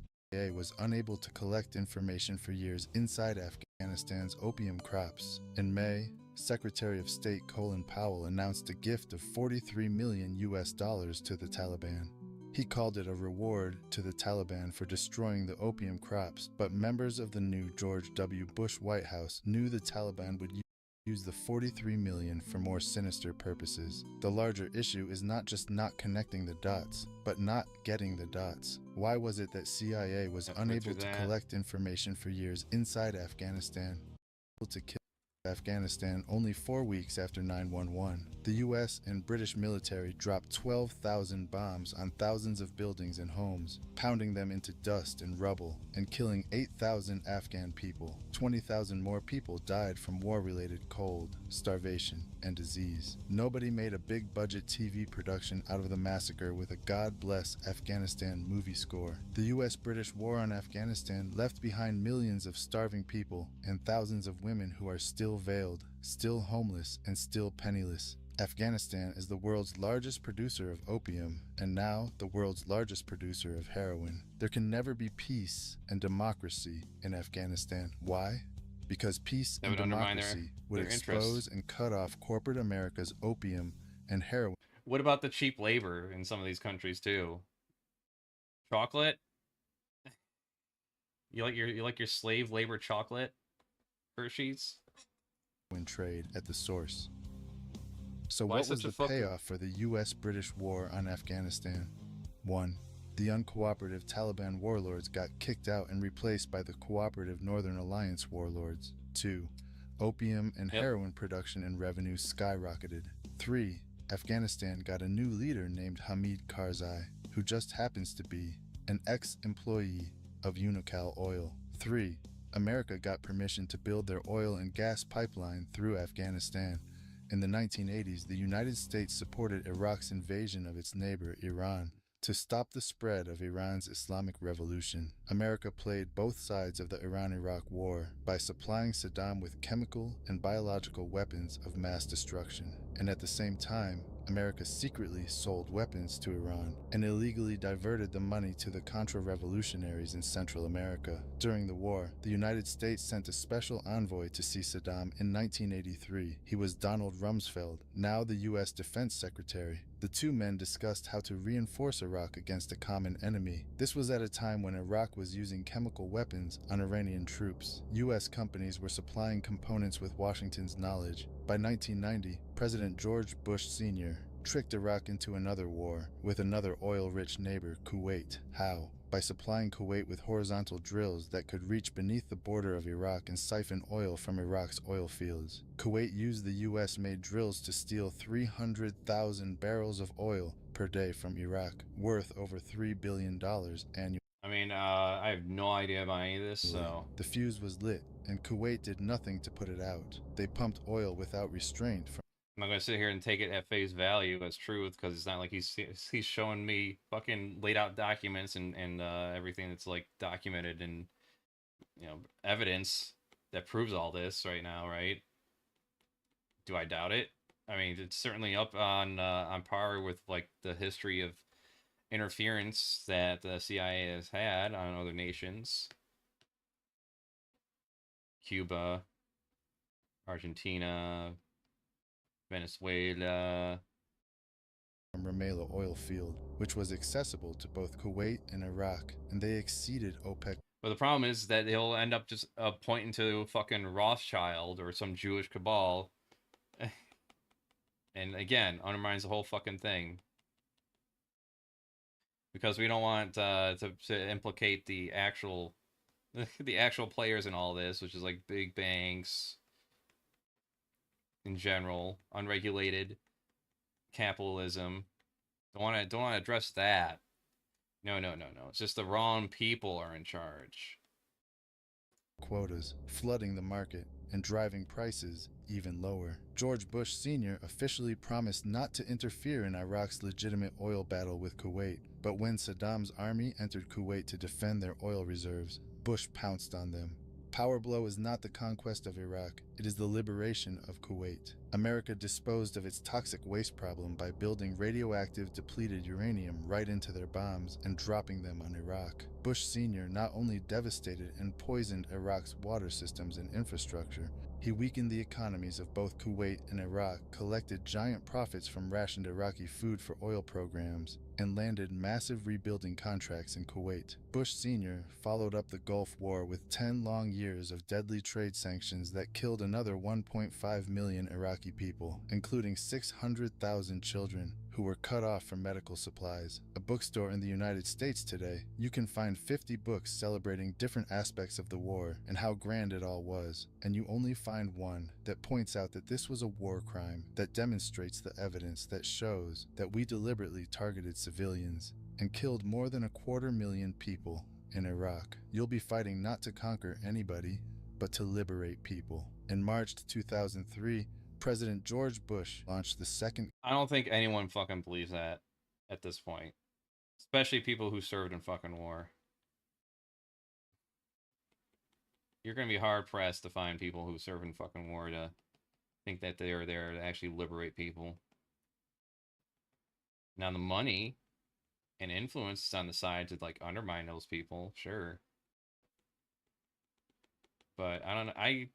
I don't know. Almost, I find it hard to find anyone I talk to. I guess this is anecdotal, so take it as it is. But I don't know. It just doesn't seem like whenever it comes in conversation, people are all like, "Yeah, that war was liberating and bringing freedom to Iraqis." Gulf War. They were about colonizing the Middle East and moving 2 giant steps closer to world domination. America already has that. All right. America's the only fucking superpower nation that has military bases everywhere.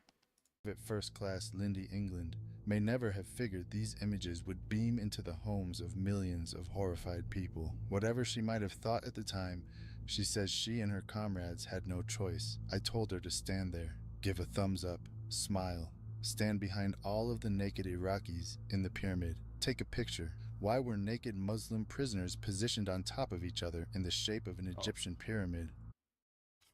Give me a fucking... Here, see, here it comes. What do you think's going on in the fucking alligator Alcatraz shit in El Salvador? Guarantee you similar stuff is going on right now. Under the guise of fighting illegal immigrants. Again. The answer can be found in the distant past. In ancient times, Iraq Why are they putting a pyramid? Oh, it must be conspiracy. It wasn't because they just had like a grotesque idea of how to pile all these people on top of each other. Babylon. I mean, that's just the natural formation you get when you pile a bunch of people on top of each other. The year is 586 BC. The armies of Nebuchadnezzar, king of Babylon, descend on Jerusalem with the wrath of an angry god. It is almost 6 centuries before the birth of Christ. The Solomons have not yet even... Oh yeah, we're just going to assume that Christ was real. Yeah, that's right. Empire. It is a dark chapter in the history of the Jews. While Babylon's fierce star is rising, the Bible describes the Babylonian attack. Homes are pillaged. King Solomon's temple is set ablaze and utterly destroyed. Saddam Hussein made the mistake of comparing himself to Babylon's king, Nebuchadnezzar. The capture of Iraq and Saddam Hussein was not just about oil and colonization. It was also about settling an old Hebrew score. We got him. On December 13th, the producers of 911 released a new reality TV show called We Got Him. The Iraqi people claimed the We Got Him video show was staged. Why? Because the video shows ripe yellow-colored dates growing on a tree to the left of the hall, where Saddam Hussein was supposedly captured. Every Iraqi citizen knows that Iraqi dates only ripen and turn yellow in July and August, never in December. Since date trees don't tell lies, the We Got Him video had to be staged. That very high-definition video, too, that we got right here. At least 3 months earlier in July or August, not on December 13th as reported. So, where is all this leading?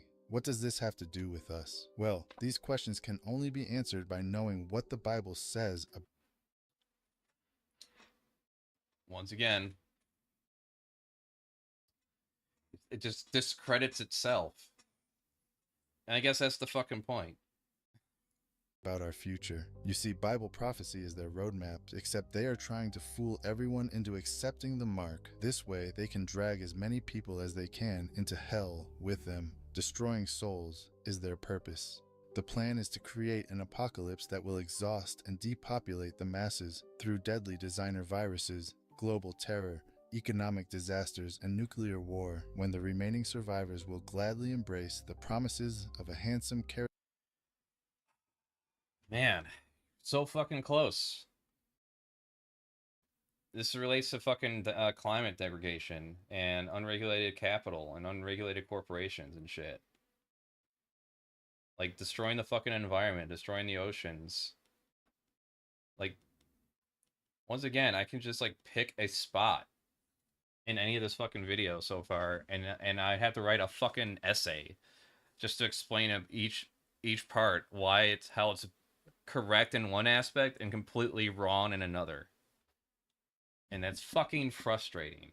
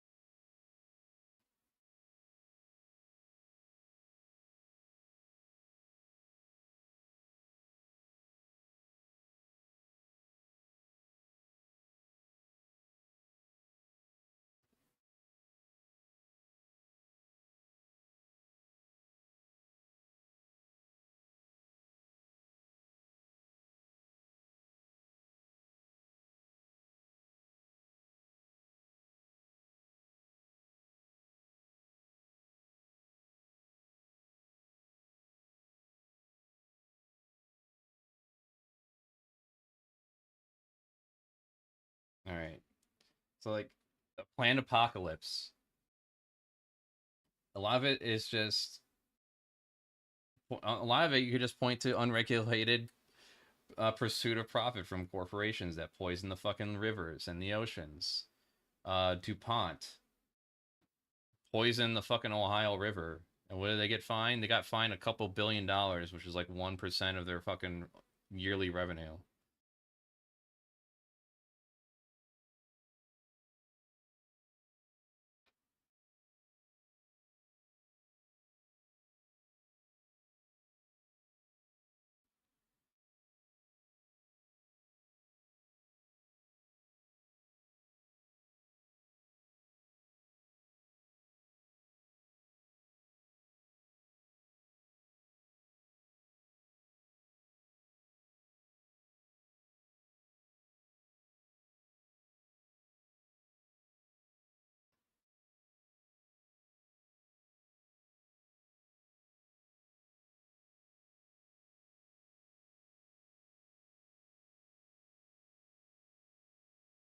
I spelled Teflon.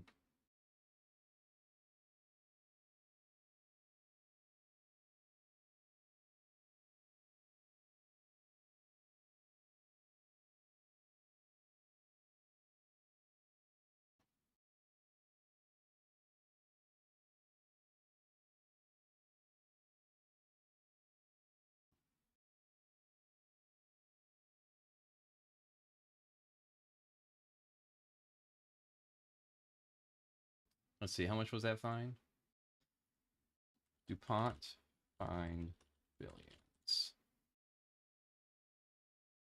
Oh. Okay, 1.2 billion. Shows they valued over, let's see.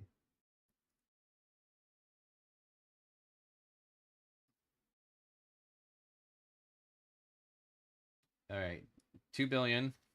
DuPont net worth.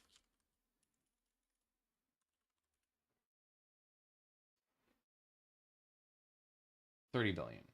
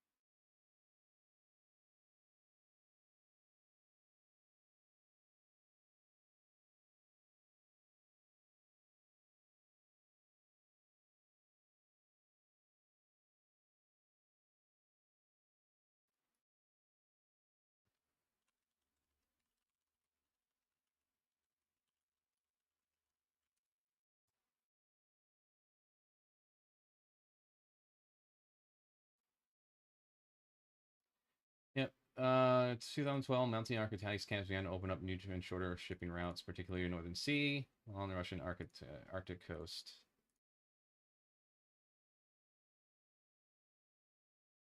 Oh, it looks like it's already happened.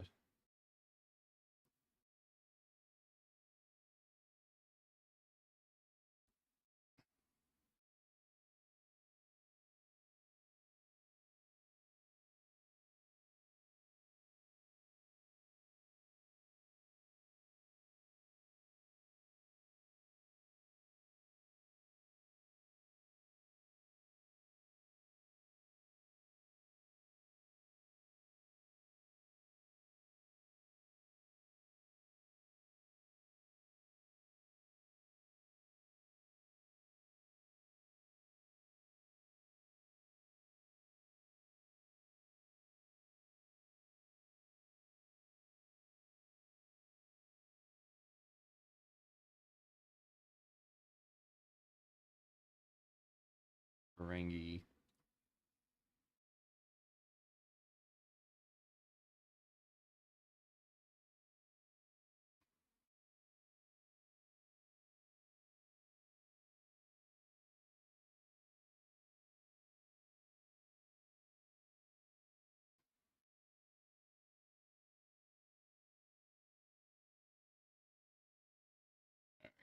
Let's get through this. Charismatic new leader who will unveil his plan of hope for eternal world peace. The only way to achieve eternal world peace, he will explain, is to put an end to the 5 causes of war. Secretly, he knows there is only one main cause of wars, the wars caused by his royal ancestors who plan, provoke, financed, and profited from them. He will sell his peace plan by telling the world that border wars will only end by creating a world without borders. Religious wars There shouldn't be any fucking. There shouldn't be any borders. Abolish all fucking borders. Creating one world religion of interfaith. There shouldn't be any fucking religion. Abolish all religion. Spirituality should just be a personal thing between you. That's it. You don't get to enforce it on anyone else. Hey guys, it's me. Welcome. Economic wars will only end by creating a cashless, debt-free society. Rivalry wars between rulers. Oh no, not a debt-free, cashless society. Please, no. Don't threaten me with a good time.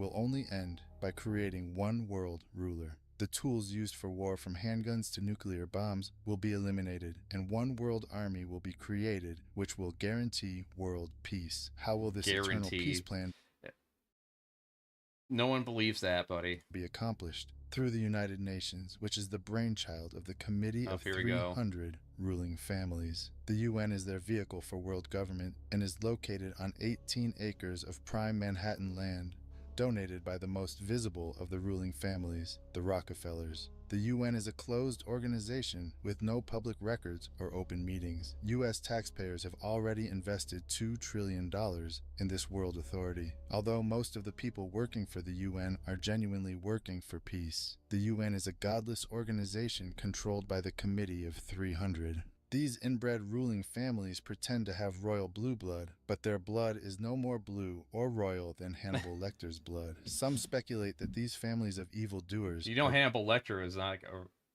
real person, right? Hannibal Lecter? Oh my god. I'm just making sure that I was... Okay, yeah. Demons or aliens, or evil shape-shifting reptilians. But there is a more scientific explanation for their madness. For thousands... You use the fucking Bible and quote the fucking Tower of Babel as being real. You don't get to throw around the word scientific anymore, alright? You gave up on scientific evidence. Of years, these families have practiced inbreeding between sisters and brothers, uncles and nieces. Oh, that's a known fact. And a lot of rich people always like to fucking inbreed to keep their bloodlines quote-unquote pure. Which, history has shown all it does is create more problems. Both mentally and physically. See, here we go again with the half-truths. Mothers and sons, to keep the power and wealth all in the family. This practice of inbreeding over thousands of years has produced a clever but pathological breed. No, it doesn't. It doesn't. If anything, it creates a fucking mental feeble breed. Of conscienceless, sociopathic families who will stop at nothing to own every ounce of gold, every drop of water, and every blade of grass on planet Earth. The United Nations, which they founded and control, has clearly stated its goals of establishing a new world order, a UN standing army, and a global taxation system. The Queen's husband, Prince Philip, and Evelyn Rothschild have already established an interfaith declaration for the creation of one world religion. What would life be like in this world empire with one world religion, one world army, one world economy, one world court, one world media, one world government, and one world dictator? What the I know. Have you ever seen Star Trek? Who says we have to have a one world dictator? Who says we need a fucking nationalized leader? Just saying. public doesn't know is that Karl Marx's Communist Manifesto and the Russian Constitution have been built into the UN Charter, and that the new world order will be a communist world order. Peace on Earth will be a forced peace in which citizens will have no rights, no right to bear children without approval, no right to travel without authorization, no right to own private. How's that borderless then if you have no right to travel? I smell a toilet, they can flush it down. Property, no right to privacy, no right to bear arms. We already have no right to privacy now. Well, that's part of the plan, right? No right to protest, no right to receive an inheritance. I mean, we try to protest, but like people like you will come out and say like, "Oh, why are you protesting? You're protesting wrong. You're blocking traffic. Oh, I can't get my Starbucks. Get out of the way. What are you doing?" Inheritance, no right to choose an education or a job or even a place of residence. I mean, we're getting close to that right now. Except it's not in the fucking guise of fucking communism. It's the guise of fucking the pursuit of capital and slave labor. Worst of all, no right to live. The right to live will be based on an individual's rating of usefulness to the royal elite. In this planned world without borders or nations, citizens will be disarmed of all weapons, including handguns, and Yeah, how's that going to be accomplished, buddy? When? Because once again, like, you know, when people try to protest this shit, people like you are like, "Oh my god, these black people have guns. Please. Save us. We need gun control now all of a sudden." The one time the NRA was in favor of gun control was when the Black Panthers were around. Where the fuck is there a hole?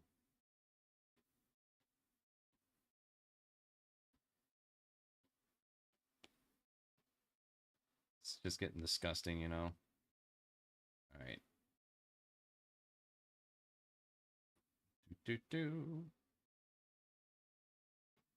How is there... Oh wait, I know what's going on. I got the fill too intense. There we go.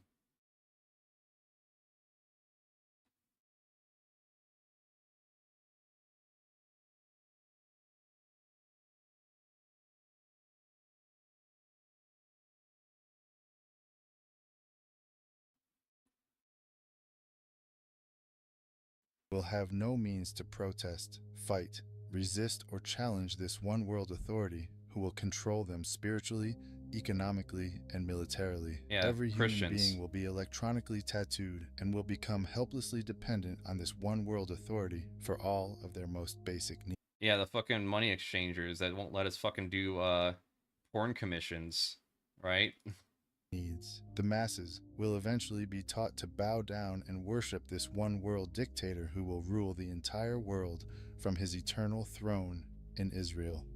This world leader will be the most popular man that will ever walk the planet Earth. He will be embraced by the whole world as the man of the hour. He's going to bring... You know, I had an aunt that told me Obama might be the Antichrist. I also had an aunt, the same aunt, also told me George Bush might be the Antichrist.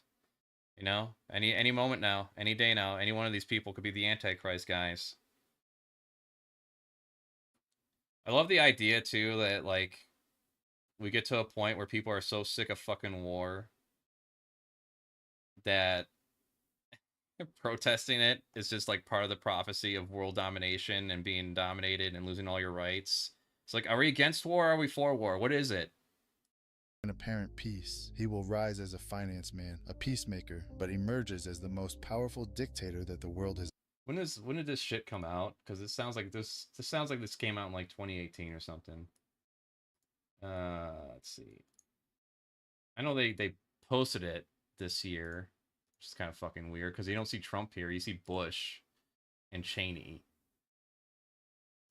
So this tells me it's a lot older than that.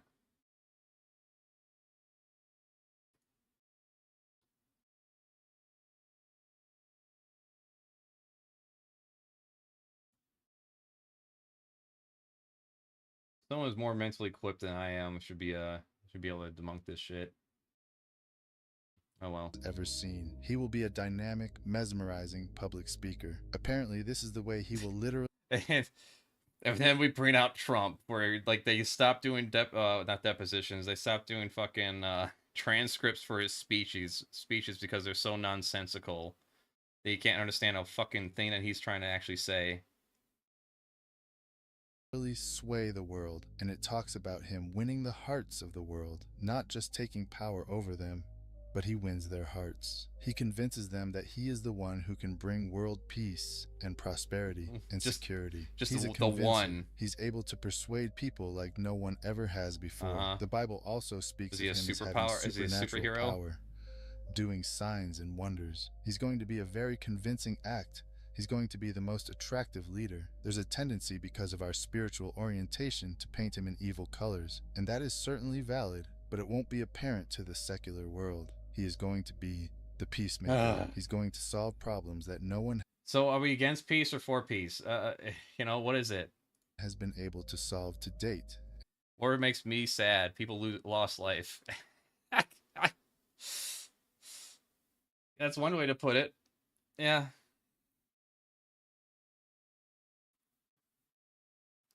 But apparently, you know, someone come along, you know, that's able to like unite the world under one banner as one species and start abolishing these fucking useless borders and start actually making viable change and shit that tangibly improves the overall quality of life of people. That's the Antichrist.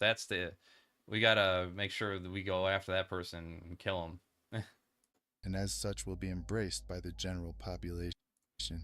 He will be a media man's dream. He's not going to have to shoot his way into power. But people of the world, disillusioned with disorder and bankruptcy and all these individual and infectable problems and caused by your fucking unregulated capital in the manageable state of world affairs. He will welcome a great world leader to man with a plan. Every tribe, every tongue, every nation will worship him. Then not just follow him, but worship him. Was the God Emperor? And I've heard this shit since I was a fucking boy. It never changes, does it? Speaks of him as being a miracle worker, a person who will appear to be a very good man. In fact, many characteristics of a Messiah will be found in him, but I believe that as Revelation 13 describes, he will be personally indwelt by Satan. He is energized by and upon of a final scheme by Satan himself. When Satan's attempt to counter it, the real Messiah, in an attempt to thwart God's purpose. This frozen fire is portrayed in Revelation as a rider on a white horse, the first of the 4 horsemen of the apocalypse. His control of the world becomes so complete that no one will be able to buy or sell anything without his mark of 666 in their right hand or on their forehead. Anyone taking his mark is doomed to spend eternity in the world. All who refuse to take his mark or to the mark of the beast. What a fucking cruel stipulation too. If you take the mark of the beast to have basic participation in the current society, to like eat and live, you are just bound for hell. Why? What was the actual sin? Because it's not like you taking that mark is not an act of worship. It's not. People said that about fucking barcodes. What about your cell phone? Everyone's got a fucking cell phone. Is that the mark of the beast? You know, the problem with these people is that they just need to become Amish. They'd be a lot happier if they just turned all this shit off and just became Amish.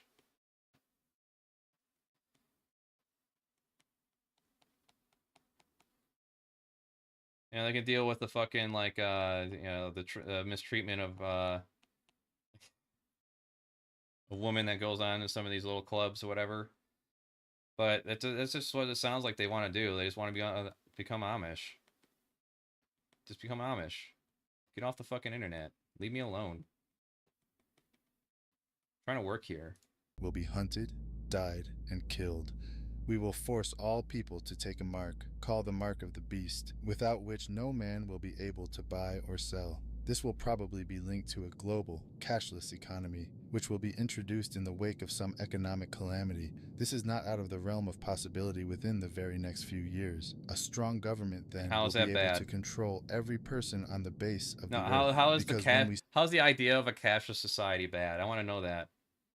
Outside your fucking little religious text, can you argue in a secular way for me why the idea of a cashless society would just be inherently bad? Like, what do you mean? You know, exactly. What's the drawbacks? Exactly. Like, we live in a fucking work or die culture, right? Like, if I didn't have the support I did right now, I'd be fucking on the street starving within about 2 weeks of quitting the day job I had. You know, that's the fucking reality, and it's you know, it's that I'm aware of right now. If I wanted to pursue this as like my business right now, if I want to pursue that, first I would have to keep if I didn't keep the full-time job, I'd be living on fucking welfare. Whatever's left of it, I'll be at the mercy of whatever low-income housing exists, if any at all. Certainly wouldn't have the fucking means to charge this shit. I'd be living in fucking cafes or something, drawing this shit. And I can only imagine the issues of hygiene and health that comes with all that. Let's make these green eyes. Spend money, they'll know where we spend it. When we receive money, they'll know when we receive it. Already true. It's called banks. It's called banks. It's called credit cards. It's called debit cards. It's called cell phones. They don't need a fucking mark on our hand for that to be accomplished. It already has been. Every purchase we make is going to be recorded. Cash is gone. Everything and is... Christians seem to be fine with it. I don't see Christians tearing up their fucking credit cards and turning off all their cell phones. In fact, here you are making this fucking Illuminati movie. Is this the one and only thing you're going to do and just cut yourself off from now on? Go to an island? Start your own, like, parallel society or whatever?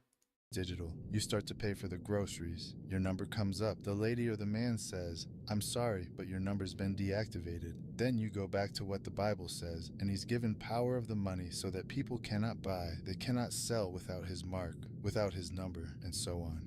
According to the Bible, these 7 years will be a time of tremendous deception. The world media will promote this global leader and his agenda. During this period, all religions will be considered equal and unite into one compromised worldwide spiritual organization. Oh yeah, I'm sure they'll go off just easily.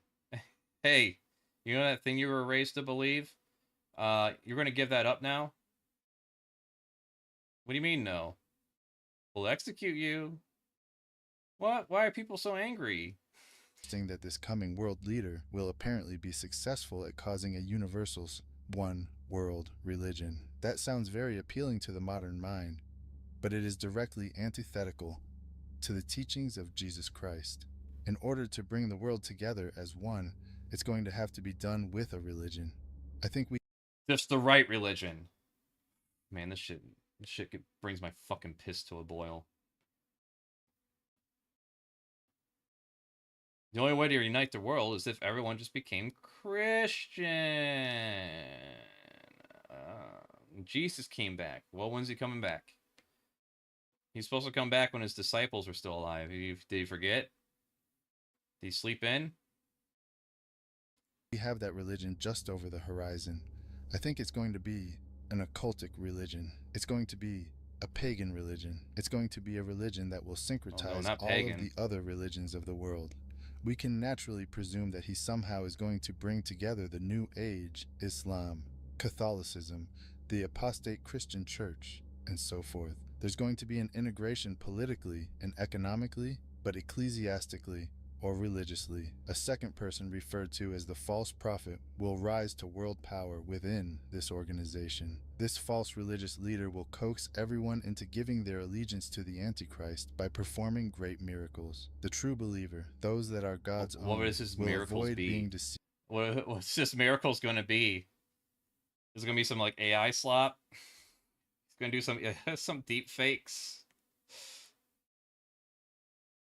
If a guy like that came out right now and he performed like quote unquote miracles, everyone would just be like, that's fucking fake, man. That's fake. I ain't going to be deceived. I'm too smart for that. Now let me go back to my job where I get paid $7.50 to fucking break my back all day. That's what's gonna happen. I hear there was that AI shit. Oh, but no, he's gonna have supernatural powers that overcomes a typical human stupidity and skepticism.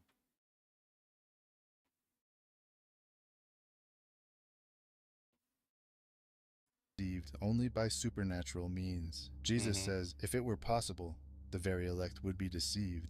But personally, it's not possible. So the elect, that is those that are God's chosen, will be supernaturally protected from the widespread deception on the earth. This charming world leader's promises of global peace begin to unravel as the other three horsemen of the apocalypse ride across the earth, representing war, famine, and disease, which brings death. All this could be avoided if he just reveals himself.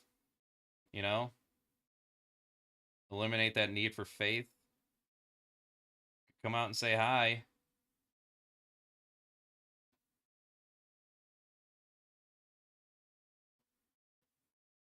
Could do it. Kind of waited a long time to do it. Might not even work now. To 1/4 of the Earth's population. Incredibly, the real horrors have yet to begin. Catastrophic earthquakes, destructive meteor showers, and unprecedented natural disasters follow. Although people know these judgments are occurring because of their rebellion against God. You know, the extreme climate and shit like that has already been predicted for like the past, I don't know, 50 years now. And just keeps getting ignored. Climate change is a myth. But then when it starts finally culminating, right? In unprecedented weather events, and then it's like, oh, it's God's wrath. It's God's wrath. It's like, these people are fucking impossible. The evidence is right there.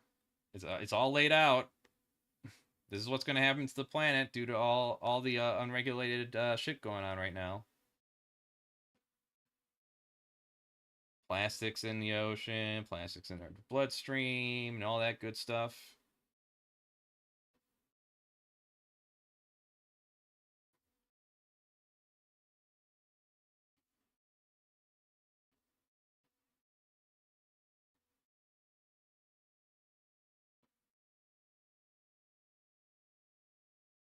But, you know, we're just not going to address that. We're just going to ignore it until it can't be ignored.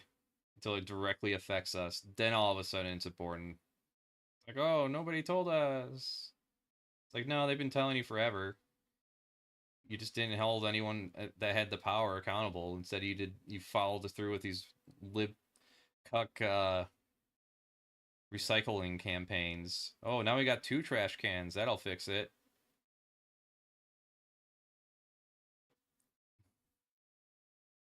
The corporate interest deflected responsibility onto individuals and sold people on that instead.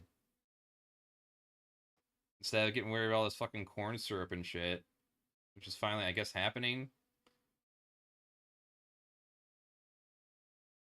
according to some people, that's actually fucking happening. Ironically, through RFK Jr. Jury's still on that, but we'll see.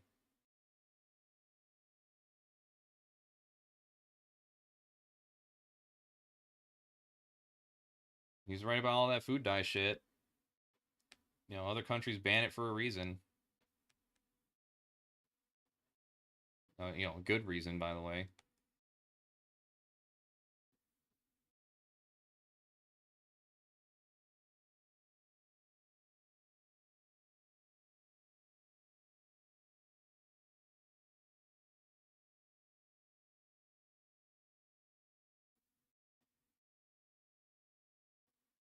Okay, keep going. They refuse to repent and instead cling even tighter to their false leaders for help. Why would they repent? Repent to who? The God that's not there? Who would they be repenting to? You just told us that everyone's deceived into following a false prophet, and then he performs miracles before their eyes to convince them. And then all these disasters happen, and they're just supposed to be like, what? It's the Christian God doing it? How are they supposed to jump to that conclusion? How are they supposed to get there? How by natural means are they supposed to get there? You know? I'd ask these questions to this person, but I know they don't have any fucking answer. And they would find some roundabout way to dance around the question there. And then it would come back on me and then find something I don't know. And then be like, oh, you don't know that. And this is coming from someone who's not like a historian or anything. Hail and fire rained down from the sky, causing a third of the earth's vegetation to burn up, a third of the sea creatures to die, and a third of the ships... Oh, you could say it's a little bit like climate change. A little bit like climate change that's been predicted since the fucking 70s. That if we don't do X, Y, Z, this shit's gonna fucking happen. God damn, man. Once again, you're so fucking close.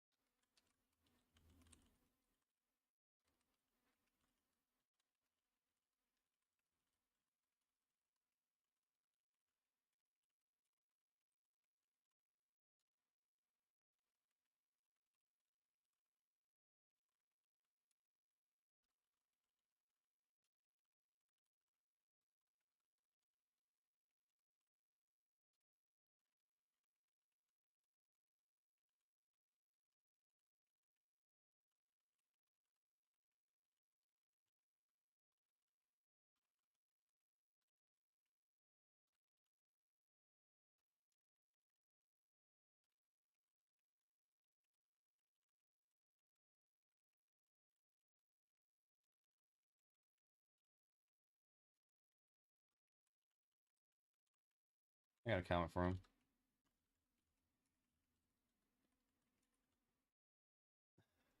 Why is my chat not coming up?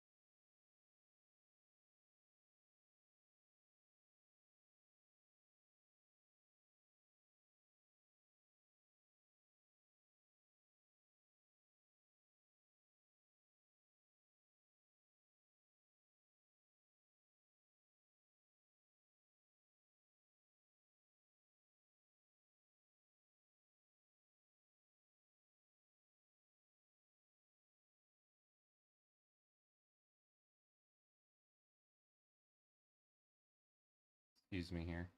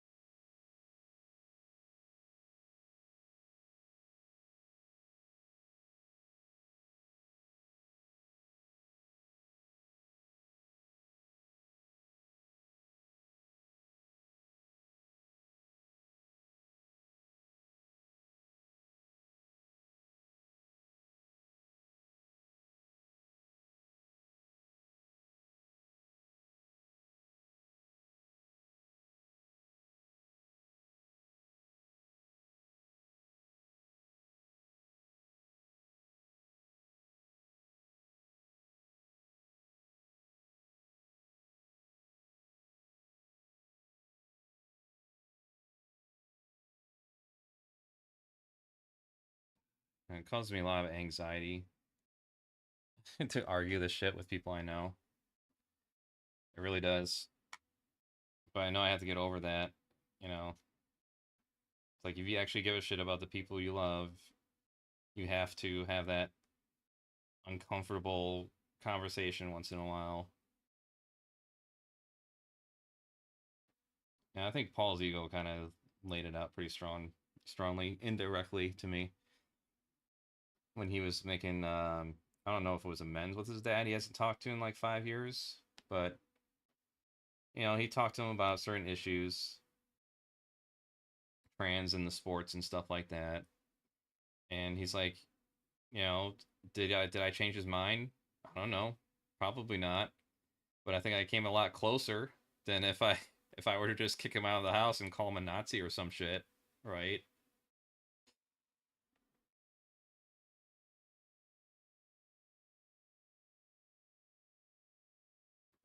Like I know when it comes to like my, you know, loved ones and my relatives and parents and stuff like that, they're, you know, they're in for my own interests. You know, they're not trying to make me into someone. They're not trying to turn me into like an ideal version that they want to see. They're fine with me being my own person and make my own decisions. Another way to put it is that they love me for who I am and not an idea of me. That's the way to put it. You know, when you're a parent, you don't own your children. They're not your property. You're responsible for raising them and taking care of them to some, you know, to a degree, but you don't own them.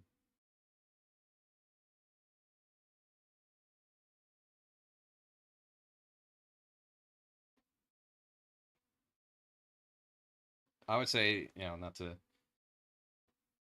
dictate how anyone parents their kids, but to me, I would think the idea, based on my own experience in raising, the best idea is just to teach them critical thinking skills.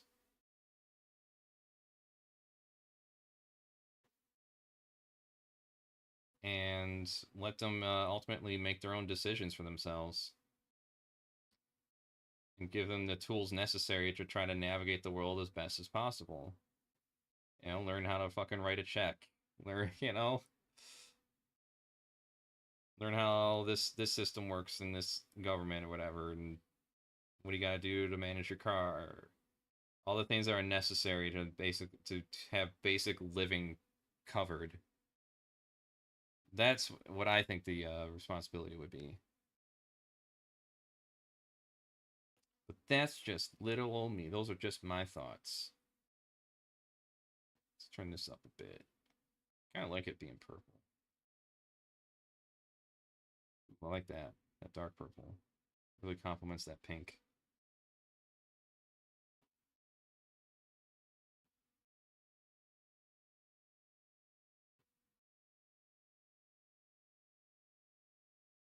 Do do do do do do do. Do. Anyways, let's continue with this shit because I don't have much time. Of sea to be destroyed. A third of the fresh water supply becomes poisoned while the sun moon. Again!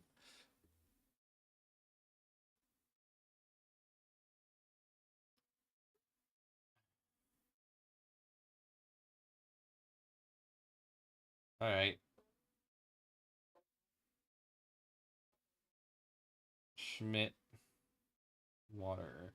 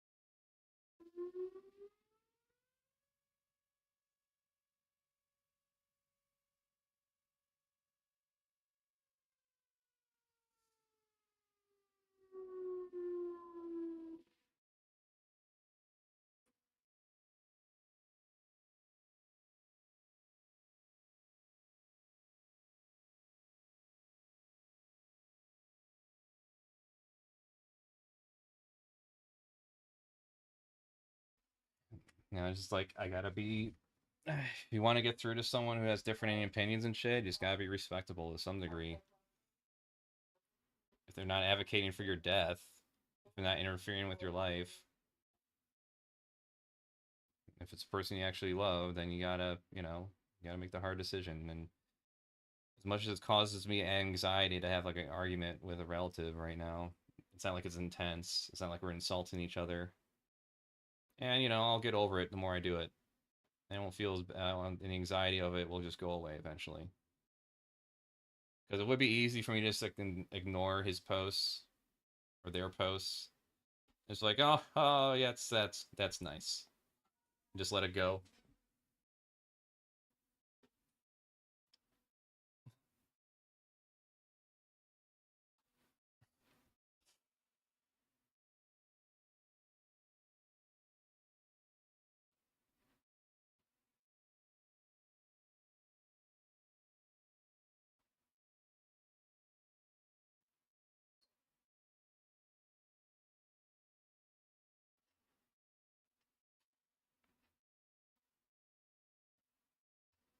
Or, actually, I have another way I can put it. Put it this way. When it comes to 9/11, for example, right? What's more likely? A worldwide conspiracy coalescing into having an attack on its own country and citizens. I'm not saying, you know, the United States is above that sort of thing, but I'm saying what's more complicated and more likely. Is it that more likely, or is it more likely that a bunch of corporations are starting with the attack? Is it more likely that one of our former allies was disgruntled over their treatment of them and their people in their country, did an attack on the United States, and a bunch of money interests, not letting a tragedy go to waste, took advantage of the situation for their war profiteering and resource management? What's more likely? Yeah, I'm going to say that to him right now. Moon and stars are darkened to 1/3 of their light. In 90 AD, the prophet John saw these future events unfold in a vision from God. He obediently recorded them in a section of the Bible called Revelation. There he describes the visited creatures not of this earth that come to torment people. That torture is so bad that people beg to die. As if all this wasn't enough, an army of 200 million kills another third of the remaining population with fire. During this whole 7-year period of time, there will be earthquakes, volcanic eruptions, tidal waves, natural disasters of every sort, which will produce great devastation throughout the earth. In addition to nuclear warfare and all the horrors that go along with it, there will be plagues, famines, diseases. The Bible says that more than half of the people who will be alive in the earth will die within that 7-year period of time. Man is now saying, I am autonomous. I am master of my own destiny. I can handle everything. By the way, he's going to get the chance. That's why the tribulation comes to pass, because God speaks to autonomous man and says, you have bragged about how you can run the world. Here's your chance. And he runs the world into the ground. Except those days be shortened, there should no flesh be saved. During the first half of the tribulation, 2 miracle-working prophets of God, based in Jerusalem, tell the world's population why God is judging them. They also proclaim God's free gift of salvation, available through belief in God's Son, Jesus Christ. Exactly 3.5 years into the 7-year period, the world leader kills these 2 prophets and enters the rebuilt Jewish temple in Jerusalem. There, he demands the entire world worship him as God. Those carrying the 666th mark become infected with awful sores. All sea life dies, and the remaining fresh water becomes polluted. People chew their tongues in pain and curse God, refusing to turn from their evil deeds of murdering, stealing, Oh. witchcraft, I thought you said there was like world peace or and something. sex Shit. outside of marriage. The Oh, sex outside of marriage, the ultimate sin. worst earthquake in history strikes, literally leveling cities of the world. Real stones weigh more than 50 pounds each rain down from the sky, crushing everything with their devastating impact. Finally, the armies of the world gathered together in the Jezreel Valley to instigate the infamous and deadly Battle of Armageddon. This all-out confrontation almost annihilates mankind, but is stopped when Jesus Christ returns to planet Earth in the clouds. So I guess that's it. Like I said, I don't want to scare you guys. I just want you guys to know what time we're in and what to expect next. Man, I've been hearing that since I was a fucking boy, man. I was hearing that since I was a fucking boy. When is it going to happen? Because we've had earthquakes. We've had floods. In fact, I've had all those things before I was born and 100 times over. So, you know, when?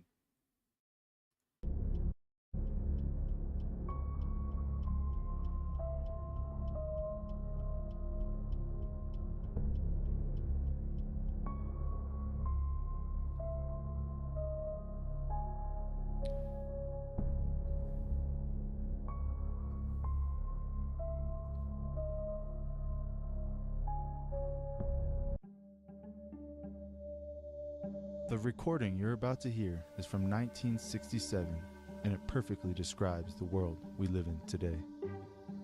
Recorded by Myron C. Fagan, an American filmmaker who claimed to have seen secret documents that not only prove the existence of the Illuminati, but also link them to major events that occurred worldwide. These seemingly random events were not random at all. They were carried out by a secret group of individuals who have been orchestrating these events since the beginning of time. Let's say the beginning of time. This satanic plot. When was that? Was that before the Tower of Babel, or you know? Wait, what about the flood? Didn't the planet flood? Then the entire planet flooded, right? And Noah and his family are the only ones left. I'm very confused here. Where's the consistency in this lore? And now we're going to get into the fucking Bohemian, fuck, what the fuck's this place called? The Grove, California. Source of a lot of conspiracies. I can't remember the fucking name now. Is it Bohemian Grove?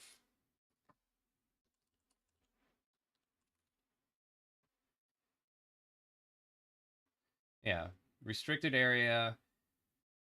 All it is, it's a club. You can pay like 30 grand to get into it. If a corporation wants to do something evil, they'll just do it over a fucking Skype call. They don't need to fucking congregate into the fucking Bohemian Grove to do it, to concoct their plan. But you know, conspiracy theorists love to point this out because it looks weird and out of place, and it's elitist and it's gatekept. It's basically a place for supposedly where politicians and shit and celebrities get to go to and not have to deal with press and stuff, which makes sense to have some place like that where you don't get bothered. But ultimately, it's, again, it's not what you want it to be. It's not the fucking source of a fucking Satan that you want it to be. Was launched back in the 1760s when it first came into existence. And one of the things they do is some ritual where they burn like an effigy that's supposed to represent their worries, and that's it. They're not like throwing babies on the fire. So someone want you to believe that. Again, this is how you undermine what's really happening in the world, by just making outlandish shit. Again, this is where people like Alex Jones get labeled as paid opposition.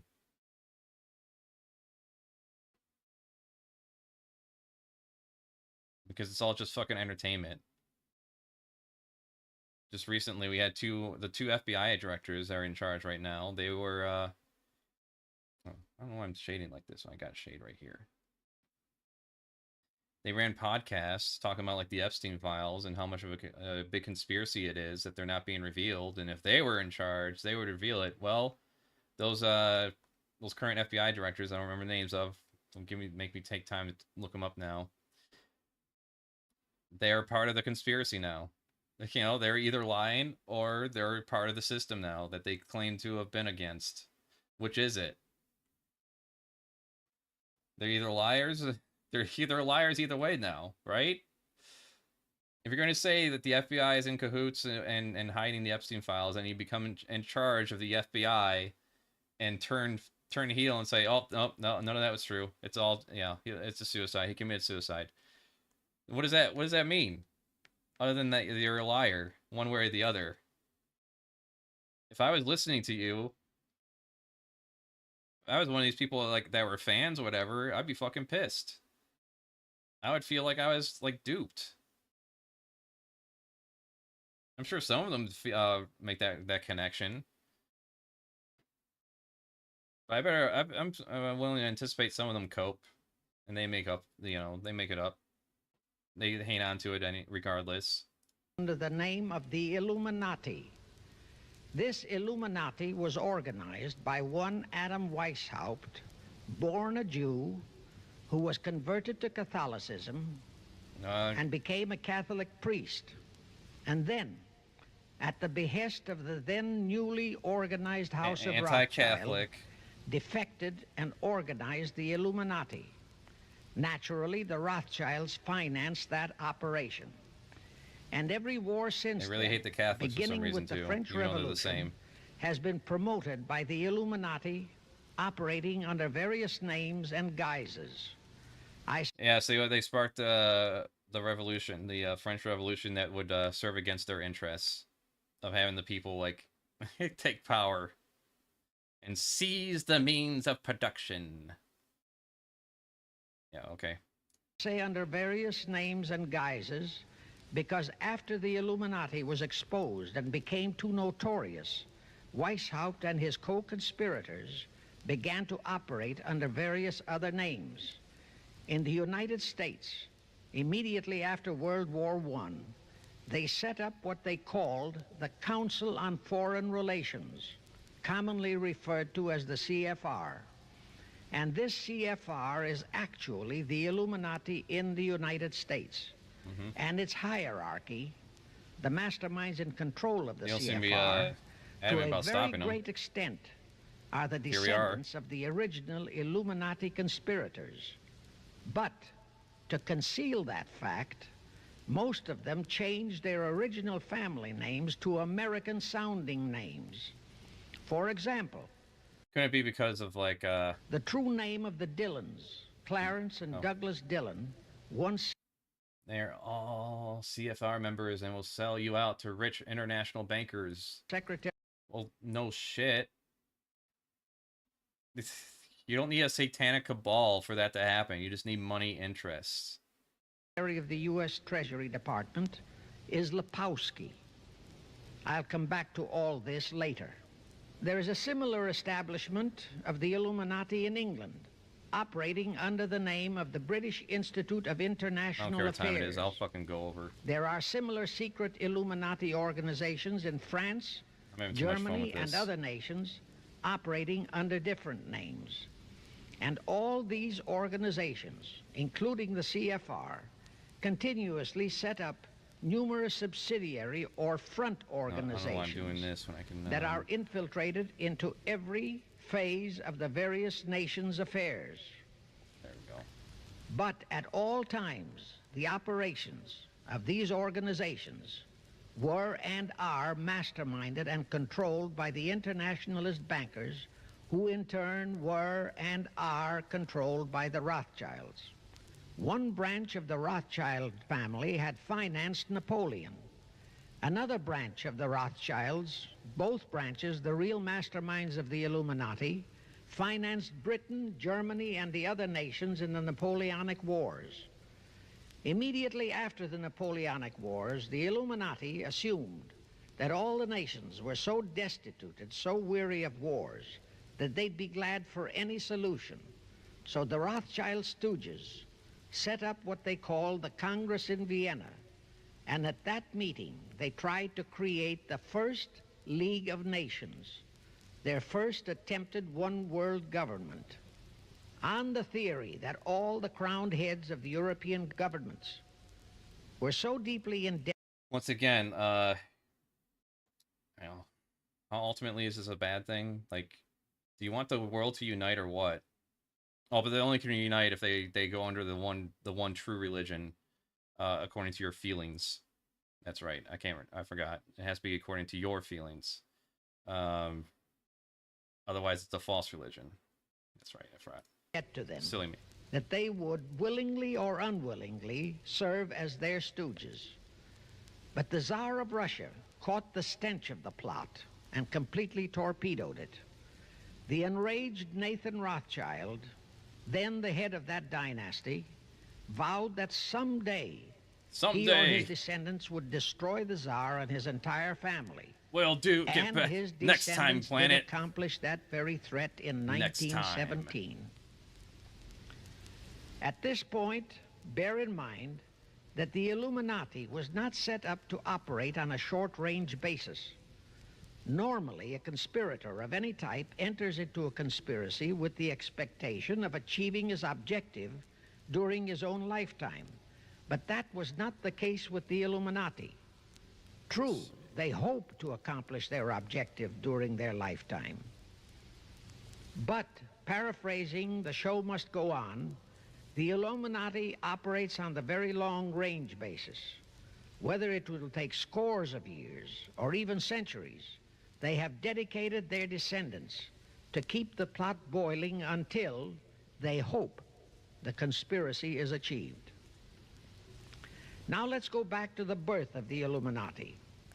Adam Weishaupt was a Jesuit-trained professor of canon law, teaching in Ingolstadt University when he defected from Christianity to embrace the Luciferian conspiracy. It was in 1770 that the professional moneylenders, the then recently organized House of Rothschild, retained him to revise and... All right, moneylender shit I know a little bit about. So at one point, it was illegal for Christians to be moneylenders. So a lot of Jewish people were in place of that role. And of course, when things went tits up when it came to the economy, they're the ones to be blamed for it, even though it was like, even though you could historically point to like the kings and their men and shit in charge at that time too. But you know, they're an easy group to exploit and scapegoat. modernize the age-old protocols of Zionism, which from the outset was designed to give the synagogue of Satan, so named by Jesus Christ, ultimate world domination, so they could impose the Luciferian ideology upon what would remain of the human race after the final social cataclysm by use of satanic despotism. Weishaupt completed his task May 1st, 1776. Now you know why May 1 is the great day with all communist nations to this very day. That was the day, May 1, 1776, that Weishaupt completed his plan and officially organized the Illuminati to put the plan into execution. That plan required the destruction of all existing governments and religions. Oh, no. That objective was to be reached by dividing the masses of people whom he, Weishaupt, termed Goyim, or human cattle. Yep, here it comes again. Here's those Jewish conspiracies rearing their ugly head again. Into opposing camps. Immigration, white guilt, Jew media. Special thanks to David D. Thanks. Man. Boy, oh boy. Let's just save this image. Let's take off the subtitles first.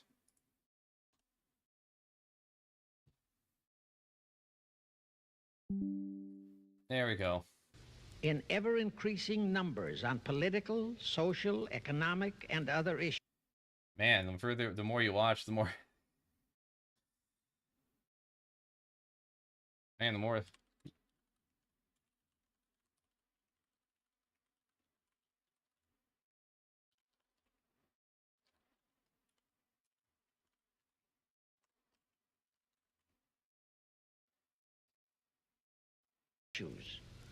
The very conditions we have in our country today. The opposing sides were then to be armed. Yeah, damn these black people standing up against the fucking Gestapo police, stomping them out and killing them and shit. How dare they? How dare they fucking, like, demand some treatment with dignity and shit.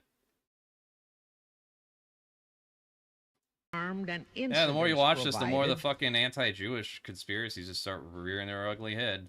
Which would cause them to fight and weaken themselves and gradually destroy national governments and religious institutions. Again, I say, the very conditions in the world today. Let's not forget the racism. Now, just why did the conspirators choose the word Illuminati for their satanic organization? Weishaupt himself said that the word is derived from Lucifer and means holders of the light, using the lie that his objective was to bring about a one-world government to enable those with mental ability to govern the world and prevent all wars in the future. In short, using the word peace on earth as his bait, exactly as that same bait, peace, was used by the 1945 conspirators to foist the United Nations on us. Weishaupt, financed, I repeat, by the Rothschilds, recruited some 2,000 paid followers. These included the most intelligent men in the fields of art. Is this where we get the idea that anti-war protesters are being paid off by George Soros? Shit like this. Arts and letters, education, the sciences, finance, and industry.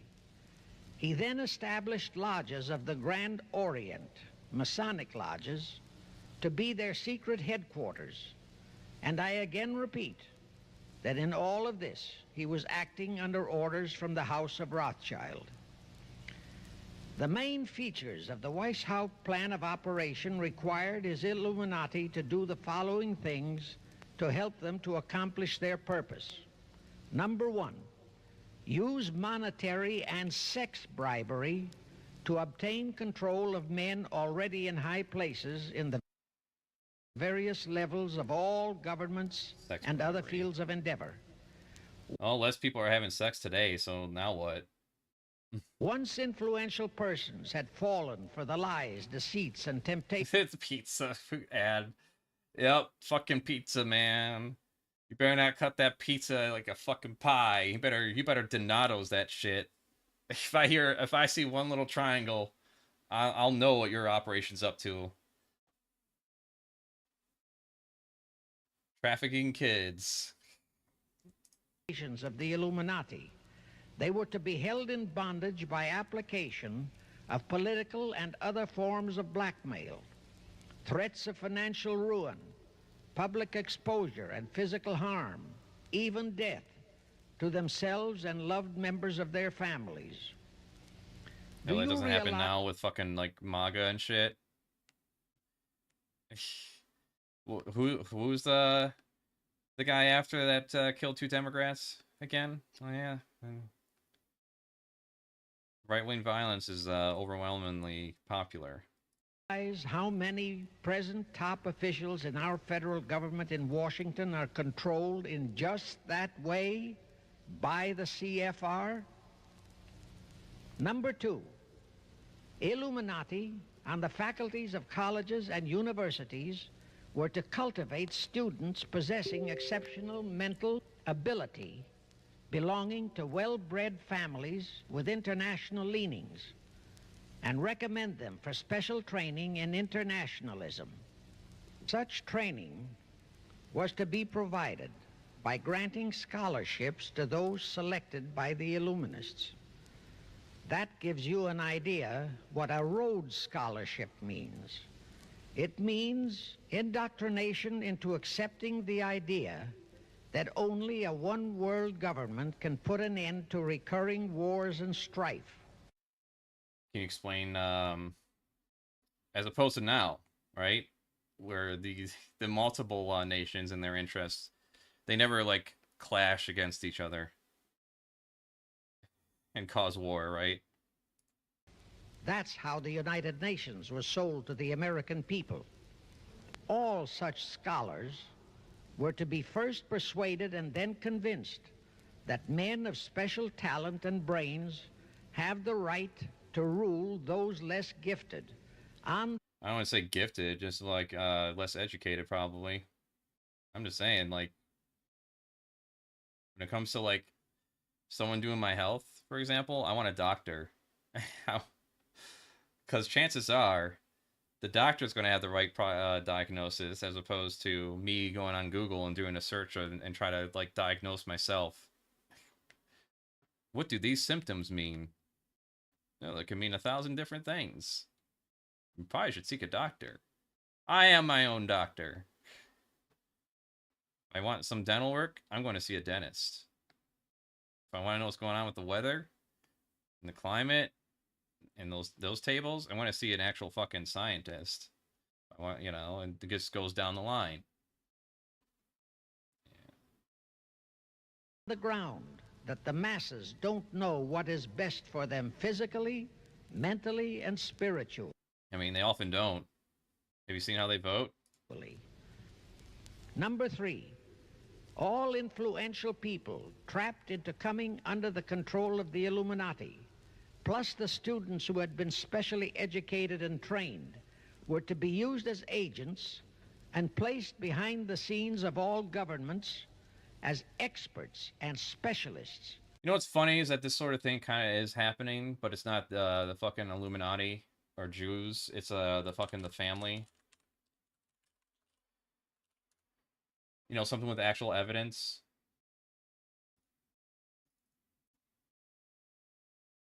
Yeah, the family. The Fellowship Foundation. Also known as the family. That's what's funny to me about this. Right here. Oh, you mean the Fellowship Foundation?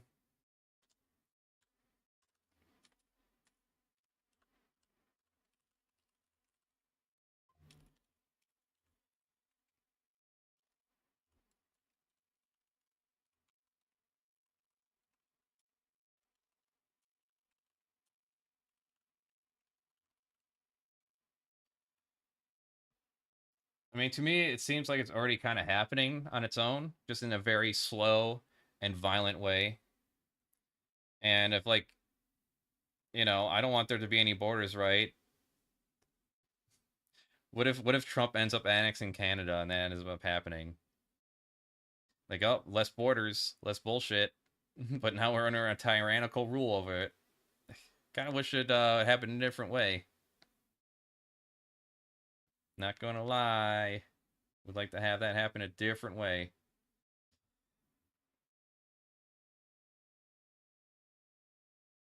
So they would advise the top executives to adopt policies which would, in the long run, serve the secret plans of the Illuminati one world conspiracy and bring about the destruction of the governments and religions they were elected or appointed to serve. Number 4. Perhaps They're not supposed to serve any religion, though. That's the fucking point of separation of church and state. Nation will not enforce and enact a religion. Directive in Weishaupt's plan was to obtain absolute control of the press, at that time the only mass communications media, to distribute information to the public, so that all news and information could be slanted, so that the masses could be convinced that a one-world government is the only solution to our many and varied problems. When are they saying that, by the way? Because they're not saying that at all. Now do you know who owns and controls our mass communications media? All right. I'll tell you, practically all the movie lots in Hollywood is Of owned course. by the Lehmans, Kuhn Loeb and Company, Goldman Sachs, and other internationalist bankers. All the national radio and TV channels in the nation are owned and controlled by those same internationalist bankers. The same is true of every chain of metropolitan newspapers and magazines, also of the press wire services, such as Associated Press, United Press International, etc. The supposed heads of all those media are merely the fronts for the internationalist bankers, who in turn compose the hierarchy of the CFR, today's Illuminati in America. Now can you understand why the Pentagon's press agent Sylvester so brazenly proclaimed that the government has the right to lie to the people? What he really meant was that our CFR-controlled government had the power to lie to and be believed by the brainwashed American people. And let's again go back to the first days of the Illuminati. Because Britain and France were the two greatest world powers in the late years of the 18th century, Weishaupt ordered the Illuminati to foment the colonial wars, including our Revolutionary War, to weaken the British Empire and organize the French Revolution to destroy the French Empire. How about a palate cleanser? This is why the criticism doesn't matter. Can Trump do a drone strike on the guy that owns Viral Hog, please? Yeah, that'd be cool. If anyone needs to get drone striked, it's those people. You call us Nazis, Nazi this, Nazi that. You know, I'm beginning to think they don't like us. You know what? I've said this before. We need to learn from the blacks. The blacks. Yes. I still can't get over that when he says it. The way they were able to remove the power from the N-word by using it. So from now on, it's, what up, my Nazi? Hey, what up, my Nazi? Oh Hey, what's hanging, my Nazi? I don't think that's a good idea. I don't think that's a good idea. Man, this went over like a fucking wet shark in church, man. That is crazy, bro. Look, he's a comedian. Look at him, dude. He's shocked that the whole table didn't erupt at that. Dude, he's a little baby, too. If you look at Gutfield, like, dude, he's like, I think he's like 5'5", dude. Oh, he's a minuscule little man. I have no Yeah. problem with being short. His brain is a baby. Take it like that, but him, oh yeah, I'm gonna point out all day long because he knows he's insecure about it. What's up, my Nazi? What's up, my Nazis? I'm a Nazi. It's like, wow, you think you're not own being a Nazi? This museum has only one rule for visitors. Upon reaching Oh my god. I fucking hate shorts. This museum has only one rule for visitors. That's not Upon what I was reaching watching. the large What'd you map, do? You are required to stick a pin where your home country lies. Guests from across the planet participate, but Europe and the US dominate, causing pins to heap together into raised mounds. You set your pin just like every... Oh, fuck it. He scheduled the French Revolution to start in 1789. However, in 1784, a true act of God placed the Bavarian government in possession of evidence which proved the existence of the Illuminati.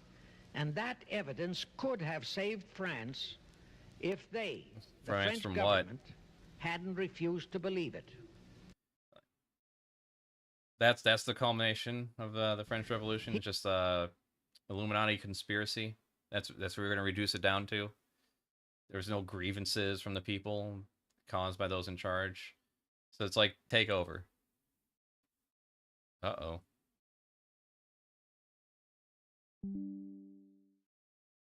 All right, we disconnect there for a second, I guess.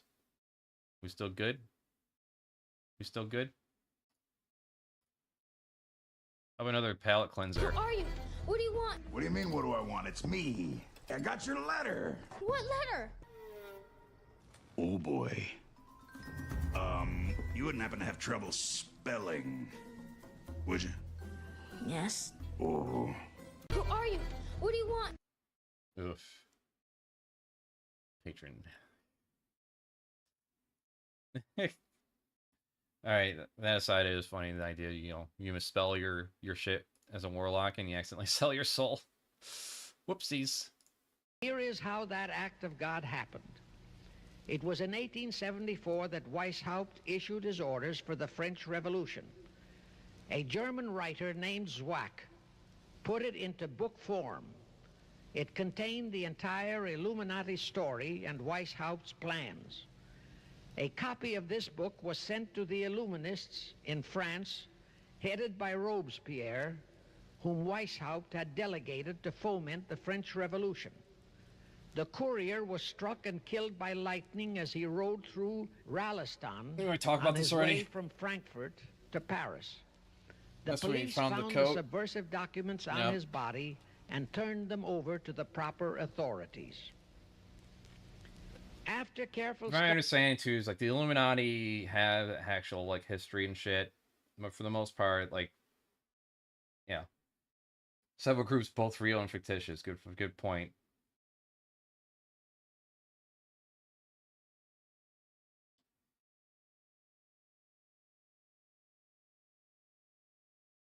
Attempts to expansion, covenant, blah, blah, blah. Yeah, there's a lot to fucking read up on. But, you know, it doesn't interest me that much, considering the things that are happening now and how they relate to things that happened in the past. And on the basis of reality, not in the fucking realm of Jewish cabal conspiracies. The Bavarian government ordered the police to raid Weishaupt's newly organized... Yeah, we know this already. The documents were genuine wars usurp as soon as it was established. Exactly in line with the United Nations plot of today. In 1785, the Bavarian government outlawed the Illuminati. As we know, the United Nations has just unlimited power whenever they, like when they wrote that letter, that strongly worded letter against Netanyahu about his genocide, he stopped. He immediately stopped. He obeyed their orders. He got arrested, and he's in jail now. Yeah, he's set for facing accountability for his war crimes. The UN is that powerful. And closed the lodges of the Grand Orient. In 1786, they published all the details of the conspiracy. The English title of that publication is The Original Writings of the Order and Sect of the Illuminati. Copies of the entire conspiracy were sent to all the heads of church and state in Europe. But the power of the Illuminati, which was actually the power of the Rothschilds, was so great that this warning was ignored. Nevertheless, Illuminati became a dirty word, and it went underground. At the same time, Weishaupt ordered Illuminists to infiltrate into the lodges of Blue Masonry and form their own secret societies within all secret societies. Sure. Only Masons who proved themselves internationalists and those whose conduct proved they had defected from God were initiated into the Illuminati. Thenceforth, the conspirators donned the cloak of philanthropy and humanitarianism to conceal their revolutionary and subversive activities. In order to infiltrate into Masonic lodges... If anything, the philanthropy withholds revolutionary action, because it's like, oh, look at all the help that these nice billionaires have done for us. Like, so they both, once again, they both help and cause the situation, right?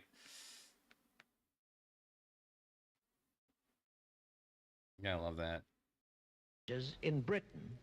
That Jewish Nazi symbol right there.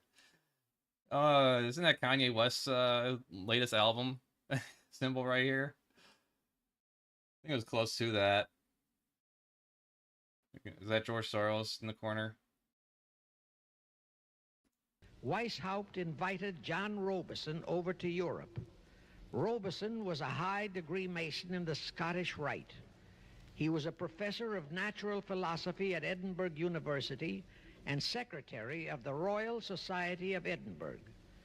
Robison did not fall for the lie that the objective of the Illuminati was to create a benevolent dictatorship, but he kept his reactions to himself so well that he was entrusted with a copy of Weishaupt's revised conspiracy for study and safekeeping. Anyway, because the heads of state and church in France were deluded into ignoring the warnings given them, the revolution broke out in 1789 as scheduled by Weishaupt.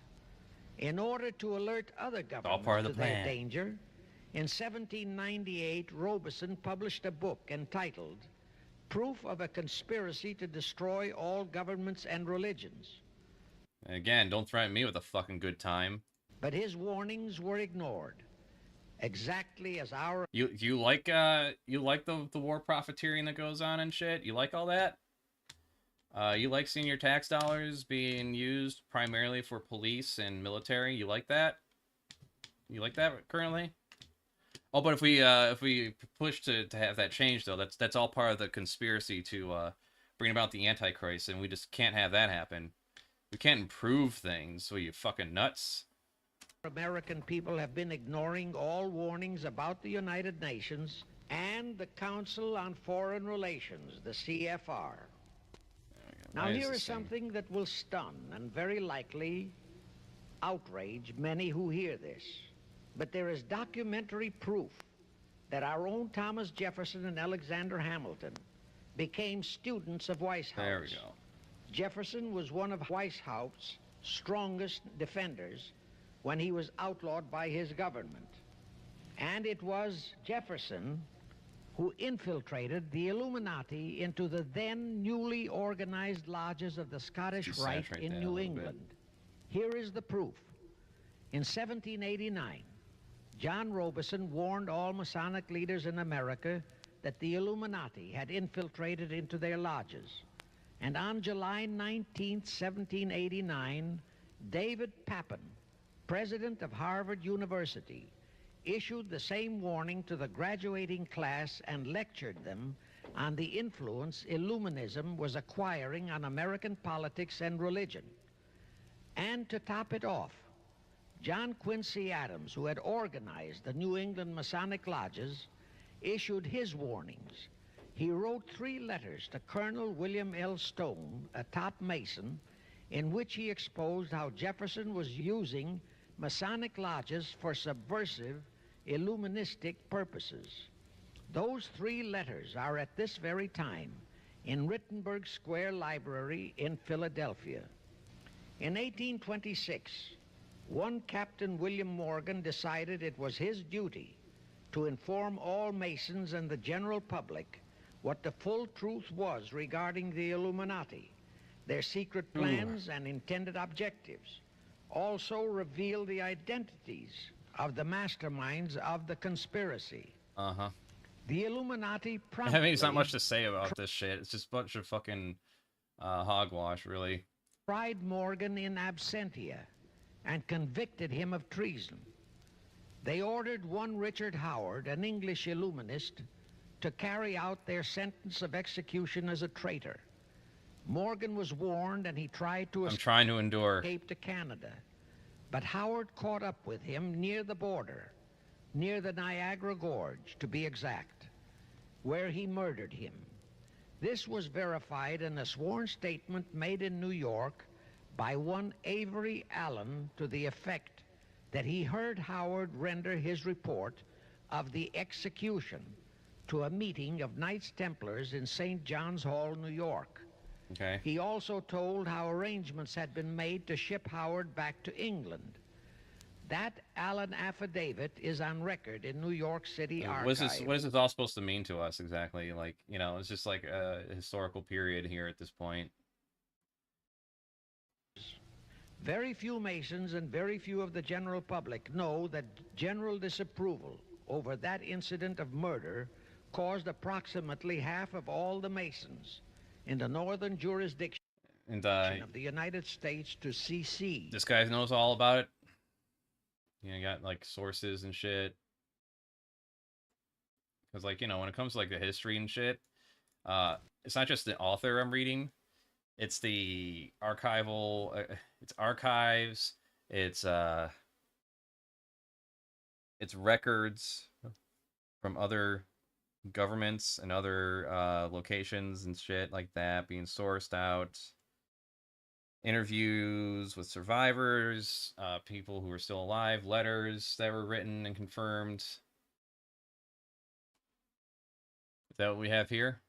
Copies of the minutes of the meeting held to discuss that matter are still in existence in safe hands, and that all that secrecy emphasizes the power of the masterminds of the Illuminati to prevent such terrible events of history. Some of these groups are in a variation name the Illuminati Order in the name of their own organizations, while others such as Ordo Templi Orientis have blah blah blah as a grade within their organization's degree structure. However, there's no evidence that these present-day groups have any real connection to the historic order. They have not amassed a significant political power or influence, and most, rather than trying to remain secret, promote unsubstantiated links to the Bavarian Illuminati as a means of attracting membership. According to this,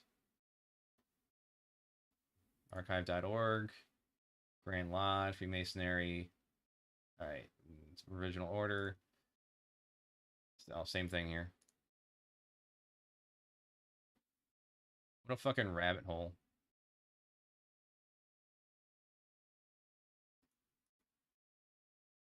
Anti-Masonic movement, 1820s, 30s, you know, it just came and went. And yet, as I mentioned earlier, we do have an organization that actually did infiltrate the government that's having no problem with it, called the Fellowship Foundation. And they're pretty fucking open about it. We are a people of prayer, believing that the prayer of faith can change anything. Jesus said, blah, blah, blah. Incorporated in 1949, the Fellowship Foundation, Inc. is a faith-based nonprofit organization established for the purpose of providing fiduciary oversight and accountability to a wide range of ministries. These ministries are conducted primarily on an economical, bipartisan fellowship of lay people of all ages, ethnicities, and socioeconomic backgrounds. Wow, almost like they're trying to unite the world under one world government of some sort, and one religion, and one belief system. Interesting. Who we serve.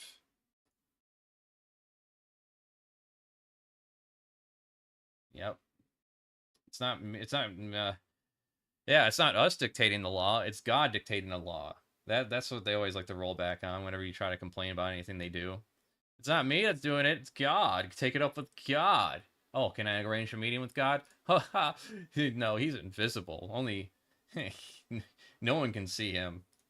No one can even meet with him until you die, of course. Then we all meet with him. Oh, so after I die, okay. I'll pin that on my wall, and I'll try to remember that when I die to bring it up with him. From being taught in our schools. The Rothschilds decided that to keep the plot alive, they'd have to do it by heightening their control of the money systems of the European nations. Earlier, so Visa, MasterCard, you know, the outcome of 10 the bank Battle companies of that control Waterloo everything. had been falsified. Rothschild Less had than that. spread a story that Napoleon had won that battle. That had precipitated a terrific panic on the stock market. As you notice, in I'm being England. distracted right now. All stocks had plummeted down to practically zero. and Nathan Rothschild bought all the stocks for virtually a penny on its dollar values. Yeah, we shouldn't have a fucking publicly traded stock market, by the way. That gave him complete control of the Fuck economy the stock of Britain market.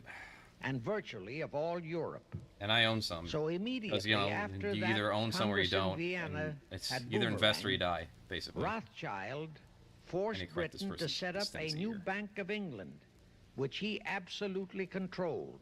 Don't bother me Exactly otherwise. as later, through Jacob Schiff, he engineered our own Federal Reserve Act, which gave the House of Rothschild a secret control of the economy in the United States. Weishaupt died in 1830, but prior to his death, he prepared a revised version of the age-old conspiracy, the Illuminati, which, under various aliases, was to organize, finance, direct, and control all international organizations and groups by working their agents into executive positions at the top.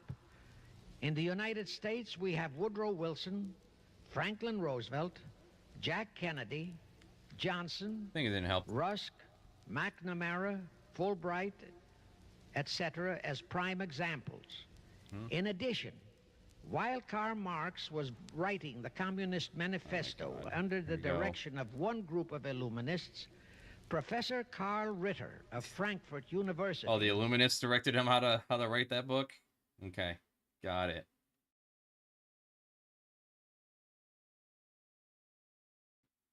It sounds good, but that's the purpose. It's supposed to sound good. Like no one believes in a fucking utopia. They believe in trying to make things better for everybody else, including themselves.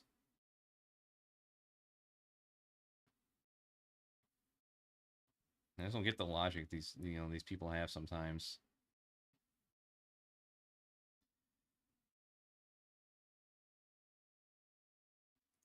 Was writing the antithesis under direction of another group. The idea was that those who direct the overall conspiracy could use the differences in those two so-called ideologies to enable them to divide larger and larger members of the human race into opposing camps so that they could be armed and then brainwashed into fighting and destroying each other, and particularly to destroy all political and religious institutions. Oh yeah, because again, heck, I like how it's so Trump is the answer to that, huh? We're just gonna go like with Trump and conservatism being the human race into. Weren't they saying this about fucking Biden? This shit right here. Every fucking time. For the last, like, several elections, it's been like this. George Bush gets in there, not my president. Obama gets there, not my president.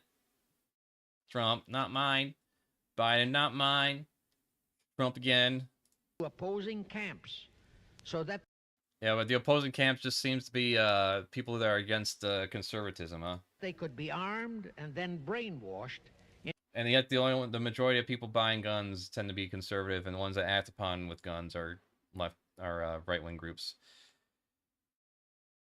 I mean, they have a mistaken belief that we don't have guns, but, you know. Into fighting and destroying each other, and particularly to destroy all political and religious institutions. Yeah, where is Christianity being criminalized? You wanna point to a state? A city? You know, there's a few countries out there, but that's only because they have their own fucking stupid religion that they enforce upon people. It's like, oh, well, you can't have this shitty superstitious belief. You gotta have this superstitious belief. Else we kill ya. Bang, bang. My God, his dick is bigger than your God's. The work Ritter started was continued after his death and completed by the German took forever, so-called but the sticker's done. philosopher Friedrich Wilhelm Nietzsche, who founded Wilhelm, no! Nietzscheism. This Nietzscheism was later developed into fascism and then into Nazism, and was used to foment World Wars I and II. In 1834, the Going to go with the whole socialism is Nazism shit, huh? We're going to go for that one, huh? That old bit. Yeah, that old that old tried and true tactic, huh? But you know, the Trump's fascism though, that's the good fascism. That's liberating. That's freedom. Freedom of religion is freedom is freedom from what? Freedom of religion is just you believe in God and you get to choose how to worship him. That's it. The Christian God, specifically. revolutionary leader Giuseppe Mazzini was selected by the Illuminati to direct their revolutionary program throughout the world. He served in that capacity until he died in 1872. But some years before he died, Mazzini had enticed an American general named... Okay, hour 11 minutes. I'm going to continue this tomorrow. I want to get Squigs ready for a stream. And I need a break. Take the doggo out for a walk.